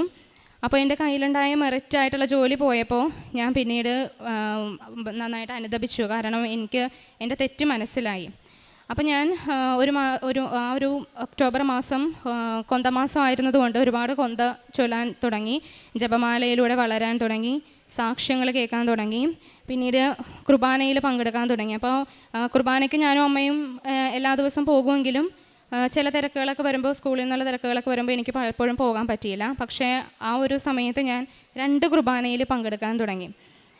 പിന്നീട് അമ്മേനോട് പറഞ്ഞു, വന്ന് ഉടമ്പടി പുതുക്കണം, പ്രാർത്ഥിക്കണം, വെറുതെ ഇരുന്ന് പ്രാർത്ഥിച്ചിട്ട് കാര്യമില്ല എന്ന് പറഞ്ഞു. അപ്പോൾ അതിൻ്റെ ഫലമായിട്ട് ഞാൻ ഒക്ടോബർ 16 വന്ന് ഉടമ്പടി പുതുക്കി, പ്രാർത്ഥിച്ചു, നിയോഗം വെച്ചു. അപ്പോൾ എല്ലാ നിയോഗങ്ങളും എഴുതി മാതാവിൻ്റെ ഇഷ്ടം അനുസരിച്ച്. അപ്പോൾ ഞാൻ കൂടുതൽ നിയോഗമൊന്നും എഴുതിയില്ല. മാതാവിൻ്റെ ഇഷ്ടം അനുസരിച്ച് എന്നെ ഉയർത്തണമേ, അങ്ങയുടെ തിരുക്കുമാരൻ്റെ ഇഷ്ടം എന്താണെന്ന് വെച്ചാൽ അത് എന്നിൽ നിറവേറട്ടെ എന്നുള്ള രീതിക്ക് ഞാൻ നിയോഗങ്ങൾ വെച്ചു, പ്രാർത്ഥിച്ചുകൊണ്ടിരുന്നു. അപ്പോൾ ആദ്യമൊക്കെ എനിക്ക് വേണ്ടി മാത്രം ഞാൻ പ്രാർത്ഥിച്ചുകൊണ്ടിരുന്നു. എനിക്കത് കിട്ടണേ, എനിക്ക് ഓഫർ ലെറ്റർ വന്നു, ഇനി വിസ വരണേ, കാര്യങ്ങളൊക്കെ പ്രാർത്ഥിച്ചുകൊണ്ടിരുന്നു. പക്ഷേ ഒരു നീക്കുപോക്കും ഉണ്ടായിരുന്നില്ല. പിന്നീട് ഞാൻ മറ്റുള്ളവർക്ക് വേണ്ടി പ്രാർത്ഥിക്കാൻ തുടങ്ങി. വിസ തടസ്സമുള്ളവർക്ക് വേണ്ടിയിട്ടും, ജോലിയില്ലാതെ വിഷമിക്കുന്നവർക്ക് വേണ്ടിയിട്ടും, ഭവനമില്ലാതെ വിഷമിക്കുന്നവർക്ക് വേണ്ടിയിട്ടൊക്കെ പ്രാർത്ഥിക്കാൻ തുടങ്ങി. അപ്പോൾ പ്രാർത്ഥനയുടെ ഒരുപാട് സമയം ഞാൻ എടുത്തു പ്രാർത്ഥിക്കാൻ വേണ്ടിയിട്ട്. മുട്ടുകുത്തി നിന്ന് പ്രാർത്ഥിച്ചു. ജപമാലകൾ കണ്ടിന്യൂസ് ആയിട്ട് ചൊല്ലാൻ തുടങ്ങി. 4 ജപമാലയൊക്കെ ചൊല്ലാൻ തുടങ്ങി. കാരണം വീട്ടിൽ ഞാൻ മാത്രമേ ഉള്ളൂ. ജോലി 3 പേർക്കും ഞങ്ങളുടെ വീട്ടിൽ എൻ്റെ അനിയനും അമ്മയ്ക്കൊക്കെ ഉണ്ടായിരുന്നു. അപ്പോൾ അവർ പോകും, ഞാൻ മാത്രമേ ഉള്ളൂ. അപ്പോൾ കണ്ടിന്യൂസ് ഇത് പ്രാർത്ഥിക്കാൻ തുടങ്ങി. പിന്നെ ഞങ്ങളുടെ ഫാമിലി യൂണിറ്റിൽ നിന്ന് ഒക്ടോബർ മാസം ഞങ്ങളുടെ മാതാവ് ഞങ്ങളുടെ വീട്ടിൽ വന്നു. അപ്പോൾ മാതാവ് ഉണ്ടായിരുന്നത് കൊണ്ട് ഞാൻ ഒരു ആശ്വാസത്തിൽ മാതാവിൻ്റെ ഒപ്പം നിന്ന് പ്രാർത്ഥിച്ചു. പിന്നെ ഇവിടെ നിന്ന് ഞങ്ങൾ കൃപാസന മാതാവിൻ്റെ ഒരു രൂപം വാങ്ങിയിട്ടുണ്ടായിരുന്നു. അപ്പോൾ മാതാവിനെ ഞാനിങ്ങനെ കയ്യിൽ പിടിച്ചേണ്ടി നിന്നാണ് മുട്ടുകുത്തി കൈ പിടിച്ച് ജപമാല ചൊല്ലി പ്രാർത്ഥിക്കാൻ തുടങ്ങി. അപ്പോൾ എൻ്റെ ഒരു ഫ്രണ്ട് ടീച്ചറുണ്ട്, പാർവതി എന്നാണ് ആളുടെ പേര്. ആൾ എനിക്കൊരു അഡ്വർടൈസ്മെൻറ്റ് അയച്ചു തന്നു. അപ്പോൾ അത് ഇതുപോലെ ഒരു ഏജൻസിയിലോട്ട് കോൺടാക്ട് ചെയ്തിട്ട് പുറത്തേക്കൊക്കെ പോകാനുള്ളതിൻ്റെയാണ്. അപ്പോൾ ഞാൻ നോർമലി എനിക്കൊരു ജോലി കിട്ടിയിട്ടുണ്ടല്ലോ, അതിൻ്റെ കുറച്ച് വൈകുകയാണെന്നേ ഉള്ളൂ എന്നുള്ള രീതിക്ക് നിന്നു. പക്ഷേ എന്തോ എൻ്റെ മനസ്സിൽ നിന്ന് പറഞ്ഞപ്പോൾ ഞാൻ അതിലോട്ട് അപ്ലൈ ചെയ്തു. 2 ദിവസത്തിനകം തന്നെ അതിൽ നിന്ന് എനിക്ക് കോള് വന്നു, സെലക്ട് ആയിട്ടുണ്ട്, റെസ്യൂം ഓക്കെയാണ്, ഇൻ്റർവ്യൂസ് ഉണ്ടാവുമെന്ന് പറഞ്ഞു. അപ്പോൾ അതവിടെ ഒരു 4 റൗണ്ട്സ് ഓഫ് ഇൻ്റർവ്യൂസാണ് ഉണ്ടായിരുന്നത്. പ്രിൻസിപ്പൽ മീറ്റ് ഉണ്ടായിരുന്നു, HR, അങ്ങനെ പല ടൈപ്പ് ഓഫ് ഇൻ്റർവ്യൂസ് ഉണ്ടായിരുന്നു, ഡെമോ ക്ലാസ്, എല്ലാ കാര്യങ്ങളും ഉണ്ടായിരുന്നു. അപ്പോൾ എനിക്ക് ഓരോ കാര്യങ്ങൾ പതിയെ ഇങ്ങനെ മൂവ് ആവാൻ തുടങ്ങി. വിത്തിൻ 1 മന്ത് ആ 4 ഇൻ്റർവ്യൂസും എനിക്ക് പാസ്സാവാനായിട്ട് സാധിച്ചു. അപ്പോൾ അവിടെ ഞാൻ ഉടമ്പടി നേർച്ച വസ്തുക്കളായിട്ടുള്ള ഉപ്പും തൈലവും ഉപയോഗിച്ച് പ്രാർത്ഥിച്ചു. എൻ്റെ ഓരോ ഇൻ്റർവ്യൂവിന് മുമ്പും ഞാൻ മാതാവിൻ്റെ രൂപം ഞാൻ ഇരിക്കുന്ന ആ ചെയറിൽ വെച്ചിട്ട് പച്ചത്തിരിയും നീലത്തിരിയും കത്തിച്ചു വെച്ച് പ്രത്യക്ഷീകരണ പ്രാർത്ഥനയും ഉടമ്പടി പ്രാർത്ഥനയൊക്കെ ചൊല്ലാനായിട്ട് മുട്ടയിൽ നിന്ന് ചൊല്ലും. എന്നിട്ട് ഞാൻ പറഞ്ഞു, മാതാവിൻ്റെ മടിയിലിരുന്ന് എന്നെ ഈ ഇൻ്റർവ്യൂ അറ്റൻഡ് ചെയ്യിക്കണം, എന്നിട്ട് പാസ്സാക്കി തരണം എന്നുള്ള രീതിക്ക് ഞാൻ പ്രാർത്ഥിക്കാനായിട്ട് ആരംഭിച്ചു. അപ്പോൾ എനിക്ക് ആ പ്രാർത്ഥനയുടെ സമയത്തേക്ക് ഓരോരോ വചനങ്ങൾ എനിക്ക് എവിടെ എന്നറിയില്ല, വാട്സപ്പ് എടുത്താലോ ഇൻസ്റ്റഗ്രാം എടുത്താലോ എനിക്ക് ഓരോരോ വചനങ്ങൾ വരാനായിട്ട് തുടങ്ങി. അച്ഛൻ്റെ ടോക്കുകളിൽ നിന്നൊക്കെ ഒരുപാട് വചനങ്ങൾ വരാൻ തുടങ്ങി.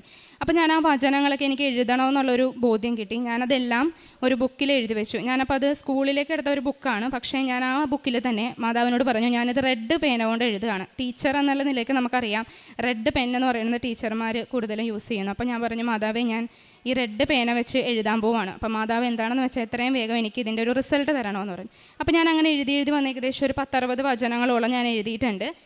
അപ്പോൾ ഈ ബുക്കിലാണ് ഞാൻ അങ്ങനെ എഴുതാൻ തുടങ്ങിയത്. അപ്പോൾ അത് ഞാൻ ഏറ്റുപറഞ്ഞ് പ്രാർത്ഥിക്കാൻ തുടങ്ങി. ജപമാല ചൊല്ലുമ്പോൾ ഓരോ രഹസ്യം കഴിയുമ്പോഴും ഈ വചനങ്ങൾ ഏറ്റുപറഞ്ഞ് പ്രാർത്ഥിക്കാൻ തുടങ്ങി. അപ്പോൾ എൻ്റെ ഒരു ജപമാല എന്ന് പറയുന്നത് ഏകദേശം ഒരു 50 മിനിറ്റോളം നിൽക്കുന്ന ഒരു ജപമാലയാണ് ഞാൻ ചൊല്ലിക്കൊണ്ടിരുന്നത്. പിന്നീട് അപ്പോൾ എനിക്കിങ്ങനെ കാര്യങ്ങളൊക്കെ വേഗം മൂവായി. 4 ഇൻ്റർവ്യൂസ് പാസ്സായി, അതിൻ്റെ ഓഫർ ലെറ്റർ വന്നു. അപ്പോൾ ഇതെല്ലാം നടന്നുകൊണ്ടിരുന്നത് ഓരോ ചൊവ്വാഴ്ചകളിലാണ്. ഏജൻസിക്കാർ ചിലപ്പോൾ ഇൻ്റർവ്യൂ ഉണ്ട് ബുധനാഴ്ചയാണെന്ന് പറയുമെങ്കിലും എനിക്ക് വരുന്ന മെസ്സേജസിലെല്ലാം അത് ചൊവ്വാഴ്ചയായിരിക്കും അത് ഷെഡ്യൂൾ ചെയ്തിട്ടുണ്ടാവുക. അപ്പോൾ അതിനനുസരിച്ച് എനിക്ക് ചൊവ്വാഴ്ചകളിൽ അച്ഛൻ്റെ ടോക്ക് കഴിയുമ്പോഴാണ് ഓരോ കോളും കൃത്യമായിട്ട് വന്നുകൊണ്ടിരുന്നത്. അപ്പോൾ ഒരു ഡെമോ ക്ലാസ്സിൻ്റെ ഒരു സമയത്ത് ഫസ്റ്റ് ഇൻ്റർവ്യൂവിൻ്റെ സമയം എനിക്ക് മാതാവ് ഒരു അടയാളം തന്നായിരുന്നു. ഞാനൊരു 2:30-3 മണിയുടെ സമയത്ത് അമ്മ മാതാവ് ഇവിടെ പ്രത്യക്ഷപ്പെട്ട ഒരു സമയത്ത് ഞാൻ പ്രത്യക്ഷീകരണ പ്രാർത്ഥന എല്ലാ ദിവസവും ചൊല്ലുമായിരുന്നു. അപ്പോൾ അത് 7 തവണ കൈവിരിച്ച് പിടിച്ച് മുട്ടുകുത്തി എന്നാണ് ഞാൻ ചൊല്ലുന്നത്. അപ്പോൾ ഒരു സമയത്ത് ഞാൻ തിരി കത്തിച്ച് വെച്ച് പ്രാർത്ഥിക്കും, നീലത്തിരി കത്തിച്ച് വെച്ച് പ്രാർത്ഥിച്ചു. അപ്പോൾ ഒരു സമയത്ത് മാതാവ് എനിക്ക് റോസാപ്പൂവിൻ്റെ ഒരു അടയാളം തന്നു. അപ്പോൾ അത് കഴിഞ്ഞ് ഞാൻ കുറച്ച് നേരം കഴിഞ്ഞപ്പോഴാണ് എനിക്ക് മെസ്സേജ് വന്നത്, ഇതുപോലെ ഇൻ്റർവ്യൂ ഉണ്ട്, സെലക്ട് ആയിട്ടുണ്ട് എന്നുള്ള കാര്യങ്ങളൊക്കെ വന്നു. അപ്പോൾ എനിക്ക് കിട്ടുന്ന ഓരോ വചനങ്ങളും ഉടമ്പടിയുമായിട്ട് റിലേറ്റ് ചെയ്ത വചനങ്ങളാണ്. ദൈവം പഴയ നിയമ ജനതയോട് ചെയ്ത ഉടമ്പടിയുടെ ഓരോ വചനങ്ങളാണ് എനിക്ക് കിട്ടാൻ തുടങ്ങിയത്. അതുപോലെ തന്നെ പിന്നീട് എനിക്ക് സ്കൂളിലൊക്കെ സെലക്റ്റായി കഴിഞ്ഞപ്പോൾ സ്കൂളിൻ്റെ പേരുമായിട്ട് റിലേറ്റ് ചെയ്ത വചനങ്ങൾ എനിക്ക് കിട്ടാൻ തുടങ്ങി. ഒലീവ് എന്നാണ് സ്കൂളിൻ്റെ പേര്. അപ്പോൾ വചനങ്ങൾ എനിക്ക് കിട്ടാൻ തുടങ്ങി.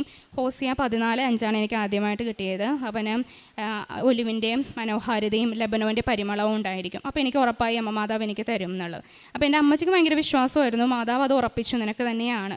പക്ഷേ എന്നാലും മാനുഷികമായ രീതിയിൽ ഞാൻ ഭയങ്കരമായിട്ട് ടെൻഷൻ അടിച്ചു. കാരണം ഒന്നും എനിക്ക് എന്താണെന്നൊരു ക്ലാരിറ്റി കിട്ടുന്നുണ്ടായിരുന്നില്ല. പക്ഷേ എല്ലാ കാര്യങ്ങളും അറ്റസ്റ്റേഷൻ ആണെങ്കിലും മെഡിക്കൽ ആണെങ്കിലും എല്ലാ കാര്യങ്ങളും കൃത്യമായിട്ട് നടന്നു. അതുപോലെ തന്നെ ഒക്ടോബർ 25-ാം തീയതി ഞാൻ ജപമാല റാലിയിൽ പങ്കെടുത്തിട്ടുണ്ടായിരുന്നു. ഞാനും അമ്മയും കൂടി വന്ന് പങ്കെടുത്തു. അപ്പോൾ ഒരു സമയത്ത് സുഗന്ധാഭിഷേകം കിട്ടിയായിരുന്നു ഇവിടുന്ന് ഇറങ്ങുന്ന ഒരു സമയത്ത്. അതുപോലെ തന്നെ ഞാൻ സ്കാർഫ് ഇട്ടിട്ടുണ്ടായിരുന്നില്ല ജപമാല റാലിക്ക്. ഞാൻ ഓർത്ത് കൊന്ത ചൊല്ലി നടന്നാൽ മതിയല്ലോ, സ്കാർഫ് എൻ്റെ ആവശ്യമില്ലല്ലോ എന്ന് ഓർത്തു. അപ്പോൾ അമ്മ എന്നോട് പറഞ്ഞു സ്കാർഫ് ഇട്ടോളാൻ പറഞ്ഞു. അപ്പോൾ ഞാൻ പറഞ്ഞു കുഴപ്പമില്ല, നമുക്ക് ജപമാല ചൊല്ലി നടക്കാം, നോക്കട്ടെ എന്നുള്ള ഏൽപ്പെടുന്നു. എന്നിട്ട് ഞാൻ അമ്മച്ചനോട് പറഞ്ഞു, മാതാവ് എനിക്ക് മഴവില്ലൊരു അടയാളമായിട്ട് കാണിച്ചു തരാണെങ്കിൽ ഞാൻ സ്കാർഫ് ഇടാമെന്ന് പറഞ്ഞു. അപ്പോൾ പിന്നീട് നമ്മൾ കടൽ തീരത്തോട് ചെന്നപ്പോഴത്തേക്ക് എനിക്ക് കാണാൻ പറ്റി മഴവില്ല്. അപ്പോൾ തന്നെ ഞാൻ സ്കാർഫ് എടുത്തിട്ട് മാതാവിനോട് മാതാവ് ചെയ്തതിന് സോറിയും പറഞ്ഞു. അതോടൊപ്പം തന്നെ എൻ്റെ വിശ്വാസം വർദ്ധിച്ചു. അപ്പോൾ ഞാൻ എൻ്റെ നിയോഗങ്ങളും പ്ലസ് എൻ്റെ പാസ്പോർട്ടും ഞാൻ എൻ്റെ കയ്യിലുള്ള ബാഗിൽ വെച്ചിട്ടാണ് ഞാൻ ജപമാല ചൊല്ലി ജപമാല റാലിക്ക് പങ്കെടുത്തിട്ടുണ്ടായിരുന്നത്.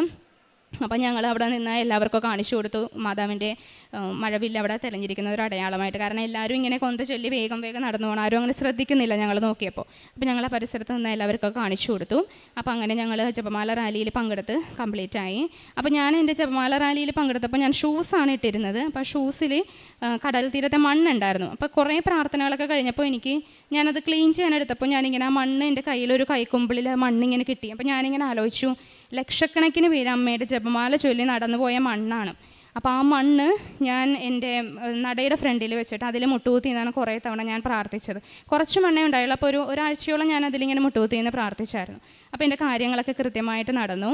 എനിക്ക് വേഗം തന്നെ വിസ വന്നു, ഓഫർ ലെറ്റർ കാര്യങ്ങളൊക്കെ വന്നു. വിത്തിൻ 2 മന്ത്, അതായത് ഒക്ടോബർ 16 ഞാൻ ചെയ്തു. സെപ്റ്റംബർ 16 ആയപ്പോൾ അതിൻ്റെ ഉള്ളിൽ തന്നെ എനിക്ക് ഓഫർ ലെറ്റർ കിട്ടി. വീണ്ടും ഒക്ടോബർ 16, സെപ്റ്റംബർ 16, അതിനടുത്ത് തന്നെ ഡിസംബർ 16 ആ ഒരു സമയത്തിന് മുന്നേ തന്നെ എനിക്ക് എൻ്റെ വിസയും കിട്ടി, എൻ്റെ ടിക്കറ്റും കിട്ടി. ഈ വരുന്ന ഡിസംബർ 31-ാം തീയതി ഞാൻ ഖത്തറിലോട്ട് പോവുകയാണ്. പരിശുദ്ധ അമ്മയ്ക്കും ദൈവകുമാരനും ഏറ്റവും നന്ദി പറയുന്നു എനിക്ക് ചെയ്തു തന്ന എല്ലാ അനുഗ്രഹങ്ങൾക്കും. ഇതെൻ്റെ 1ാമത്തെ സാക്ഷ്യമാണ്. ഇനി 2ാമത്തെ സാക്ഷ്യം എന്ന് പറയുന്നത്, ഞങ്ങൾക്കൊരു നല്ല ഭവനം ഉണ്ടായിരുന്നില്ല ആദ്യത്തെ സമയത്ത്. അപ്പോൾ ഞങ്ങൾക്ക് കുറച്ച് സ്ഥലം ഉണ്ടായിരുന്നു. അപ്പോൾ ആ സ്ഥലം വിറ്റിട്ട് വേണം ഞങ്ങൾക്ക് വീട് വെക്കാൻ വേണ്ടി. അപ്പോൾ എത്ര നോക്കിയിട്ടും ഞങ്ങൾക്ക് ആ സ്ഥലം വിൽക്കാനായിട്ട് സാധിക്കുന്നുണ്ടായിരുന്നില്ല. അപ്പോൾ അച്ഛനെ വന്ന് ഇവിടെ കണ്ടു. അപ്പോൾ ഞങ്ങൾക്ക് കാശ് രൂപം തന്നു. അപ്പോൾ ഞാനും അമ്മച്ചിയും കുടുംബാംഗങ്ങളെല്ലാവരും ചെറിയ പ്രാർത്ഥന പോലെ ആ പറമ്പിന് ചുറ്റും നടന്ന് ജപമാല ചൊല്ലുമായിരുന്നു. അതിൻ്റെ ഒപ്പം തന്നെ കാശ് രൂപം അവിടെ കുഴിച്ചിട്ടു. പിന്നെ വിഞ്ചരിച്ച ഉപ്പ് അവിടെ ഇട്ട് പ്രാർത്ഥിക്കുമായിരുന്നു. എല്ലാ ദിവസവും കുർബാന കഴിഞ്ഞ് വരുമ്പോൾ ചെയ്യുമായിരുന്നു അങ്ങനെ. അപ്പോൾ അതിൻ്റെ ഫലമായിട്ട് ഏത് സ്ഥലമാണോ ഞങ്ങൾ വിൽക്കാനായിട്ട് ആഗ്രഹിച്ചത്, ഞങ്ങൾ കാശുരൂപം ഇട്ട ആ സ്ഥലത്തു കൂടി തന്നെയാണ് അതിങ്ങനെ അളന്ന് കൃത്യമായിട്ട് പോയത്. ഞങ്ങൾക്ക് വളരെ നല്ലൊരു മനോഹരമായ ഭവനം നൽകി അനുഗ്രഹിച്ചു. 2023 മാതാവ് തന്നത്. കോവിഡിൻ്റെ ആ ഒരു സമയമൊക്കെ ആയിരുന്നു കാരണം എനിക്ക് സാക്ഷ്യം പറയാനായിട്ട് സാധിച്ചിരുന്നില്ല. അപ്പോൾ ഞങ്ങളുടെ വീട്ടിൽ ഏറ്റവും നന്നായിട്ട് ചെയ്തിരിക്കുന്നത് ഞങ്ങളുടെ നട തന്നെയാണ്. അപ്പോൾ ആര് വന്നാലും ഞങ്ങളുടെ വീട്ടിൽ അവർ പറയും, ദൈവത്തിന് ഏറ്റവും മനോഹരമായൊരു സ്ഥലം നിങ്ങൾ ഒരുക്കി കൊടുത്തു എന്നുള്ളത്. ഇപ്പോഴും ഈ ഇത്തരം വർഷങ്ങൾ കഴിഞ്ഞിട്ടും അത് ഞങ്ങൾക്ക് കേൾക്കാൻ സാധിച്ചു. അത് മാതാവിൻ്റെ ഒരു വലിയ കൃപയാണെന്ന് ഞങ്ങളിപ്പോഴും വിശ്വസിക്കുന്നു. അപ്പം എനിക്ക് മാതാവ് ഒരുപാട് അടയാളങ്ങൾ തന്നിട്ടുണ്ടായിരുന്നു ഈ ഇൻ്റർവ്യൂസൊക്കെ പാസ്സാവണേൻ്റെ ആ സമയത്ത്. റോസാപ്പൂവിൻ്റെ ഇതിലും തിരിയിൽ പിന്നെ ഹാർട്ടിൻ്റെ ഇതിലൊക്കെ കണ്ടായിരുന്നു. അതുപോലെ സുഗന്ധാഭിഷേകം ഇവിടെ വന്നിരിക്കുമ്പോൾ എനിക്ക് സുഗന്ധാഭിഷേകം പലപ്പോഴൊക്കെ കിട്ടിയിട്ടുണ്ട്. അപ്പോൾ ഓരോ കാര്യങ്ങളും കൃത്യമായിട്ട് ചെയ്യാനായിട്ട് മാതാവിൻ്റെ തിരിച്ചു വന്നപ്പോൾ, ഞാൻ എൻ്റെ ഉഴപ്പിക്കളഞ്ഞ ഉടമ്പടിയിൽ നിന്ന് തിരിച്ച് പുതുക്കി വന്നപ്പോൾ, അകലാൻ കാണിച്ച ഒരു ഇതിൽ നിന്ന് ഏറ്റവും അടുക്കാനായിട്ട് 10 ഇരട്ടി തീക്ഷ്ണതയോടെ അടുത്ത് കഴിഞ്ഞപ്പോൾ മാതാവ് കൃപകൾ വാരിക്കോരി ചൊരിയുന്ന ഒരു അനുഭവമാണ് എനിക്കുണ്ടായിരുന്നത്. പിന്നീട് ഓരോ കാര്യങ്ങളും കൃത്യമായിട്ട് ക്രമീകരിക്കപ്പെട്ടപ്പോൾ മാതാവിന് നന്ദി പറഞ്ഞ് പ്രാർത്ഥിച്ചു. ഡിസംബർ 7-ാം തീയതി ഇവിടെ വന്നിട്ടുണ്ടായിരുന്നു മാതാവിനെ കാണാൻ വേണ്ടിയിട്ട്. ഒരു 3 മണിക്കൂറോളം ഞങ്ങൾ ക്യൂവിൽ നിന്ന് മാതാവിനെ കണ്ടു. അന്ന് മാതാവിൻ്റെ അടുത്ത് ഞാൻ എൻ്റെ പാസ്പോർട്ടും കാര്യങ്ങളൊക്കെ മുട്ടിച്ച് പ്രാർത്ഥിച്ചായിരുന്നു. അപ്പോൾ എല്ലാ അനുഗ്രഹങ്ങൾക്കും, മാതാവ് ഈശോയിൽ നിന്ന് വാങ്ങി തന്ന എല്ലാ അനുഗ്രഹങ്ങൾക്കും പരിശുദ്ധ മാതാവിനും എൻ്റെ പൊന്നീശോയ്ക്കും ഒരുപാട് നന്ദി പറയുന്നു. എൻ്റെ കാരുണ്യ പ്രവർത്തികളെന്ന് പറഞ്ഞാൽ, ഞങ്ങളുടെ അടുത്ത് പാടില്ലാതെ ഒരു ഓപ്പറേഷൻ ചെയ്തൊരു ചേച്ചിയൊക്കെ ഉണ്ടായിരുന്നു. അപ്പോൾ അവർക്കൊക്കെ ഒരു മാസത്തേക്ക് അല്ലെങ്കിലും കുറച്ച് സാധനങ്ങളൊക്കെ വാങ്ങിച്ചു കൊടുക്കുമായിരുന്നു. പിന്നെ അനാഥാലയത്തിൽ സന്ദർശിച്ച് അവർക്ക് ഒരു നേരത്തെ ആഹാരത്തിനുള്ള പൈസ കൊടുക്കുമായിരുന്നു. പിന്നെ ഇൻസ്റ്റഗ്രാമിലും വാട്സപ്പിലൊക്കെ കാണുന്ന ഇതിലൊക്കെ ജെനുവിനായിട്ടുള്ള കേസസിൽ എന്നാൽ കഴിയാവുന്ന വിധത്തിൽ ഞാൻ ചെയ്യാറുണ്ടായിരുന്നു, ധനസഹായം ചെയ്യാറുണ്ടായിരുന്നു. അതുപോലെ തന്നെ പ്രേക്ഷിത പ്രവർത്തനം എന്ന് പറയുന്നത്, ഞാൻ ഉടമ്പടി പുതുക്കി കഴിഞ്ഞതിന് ശേഷം ഓരോ മാസം ഇവിടെ വന്ന് പത്രം വാങ്ങിച്ചിട്ട് പോകും. എന്നിട്ട് ആ പത്രത്തിൽ വിശ്വാസ പ്രമാണം ചൊല്ലും, ഒരു സ്വർഗസ്സനായ നന്മ നിറഞ്ഞ മറിയം ചൊല്ലി അതിൻ്റെ ഒപ്പം വിശുദ്ധ തൈലവും പുരട്ടിയിട്ടാണ് ഞാൻ പ്രാർത്ഥിച്ചു കൊണ്ടേ കൊടുത്തിരുന്നത്. അപ്പോൾ ആദ്യമൊക്കെ കൊടുക്കുമ്പോൾ കുറേ പേര് കിട്ടിയെന്ന് പറയും, അല്ലെങ്കിൽ വാങ്ങിക്കില്ല. അപ്പോൾ എനിക്ക് സങ്കടമായിരുന്നു. അപ്പോൾ ഞാനത് പിന്നീട് ഒന്നും കൂടി പ്രാർത്ഥിച്ചിട്ട് കൊടുക്കുമ്പോൾ ആ കൊടുക്കുന്ന ആളുകൾ ചോദിക്കും, നിങ്ങളുടെ നിയോഗം, മോളുടെ നിയോഗം എന്താ, ഞാനും പ്രാർത്ഥിക്കാം എന്ന് പറഞ്ഞിട്ട് പ്രാർത്ഥിക്കുന്ന ഒരു അനുഭവം ഉണ്ടായി. അപ്പോൾ അതൊക്കെ ഒരു വലിയൊരു അനുഭവമായിരുന്നു. ഇനിയും ആത്മീയമായിട്ട് ഒത്തിരി വളരാനായിട്ട് മാതാവ് എന്നെ സഹായിച്ചു. ജപമാലകൾ ചൊല്ലാനും പരിശുദ്ധ കുർബാനയിൽ വളരെ ഭക്തിയോടുകൂടി പങ്കെടുക്കാനും കുമ്പസാരത്തിൻ്റെ കാര്യങ്ങളിലൊക്കെ എല്ലാം മാതാവ് വളരെ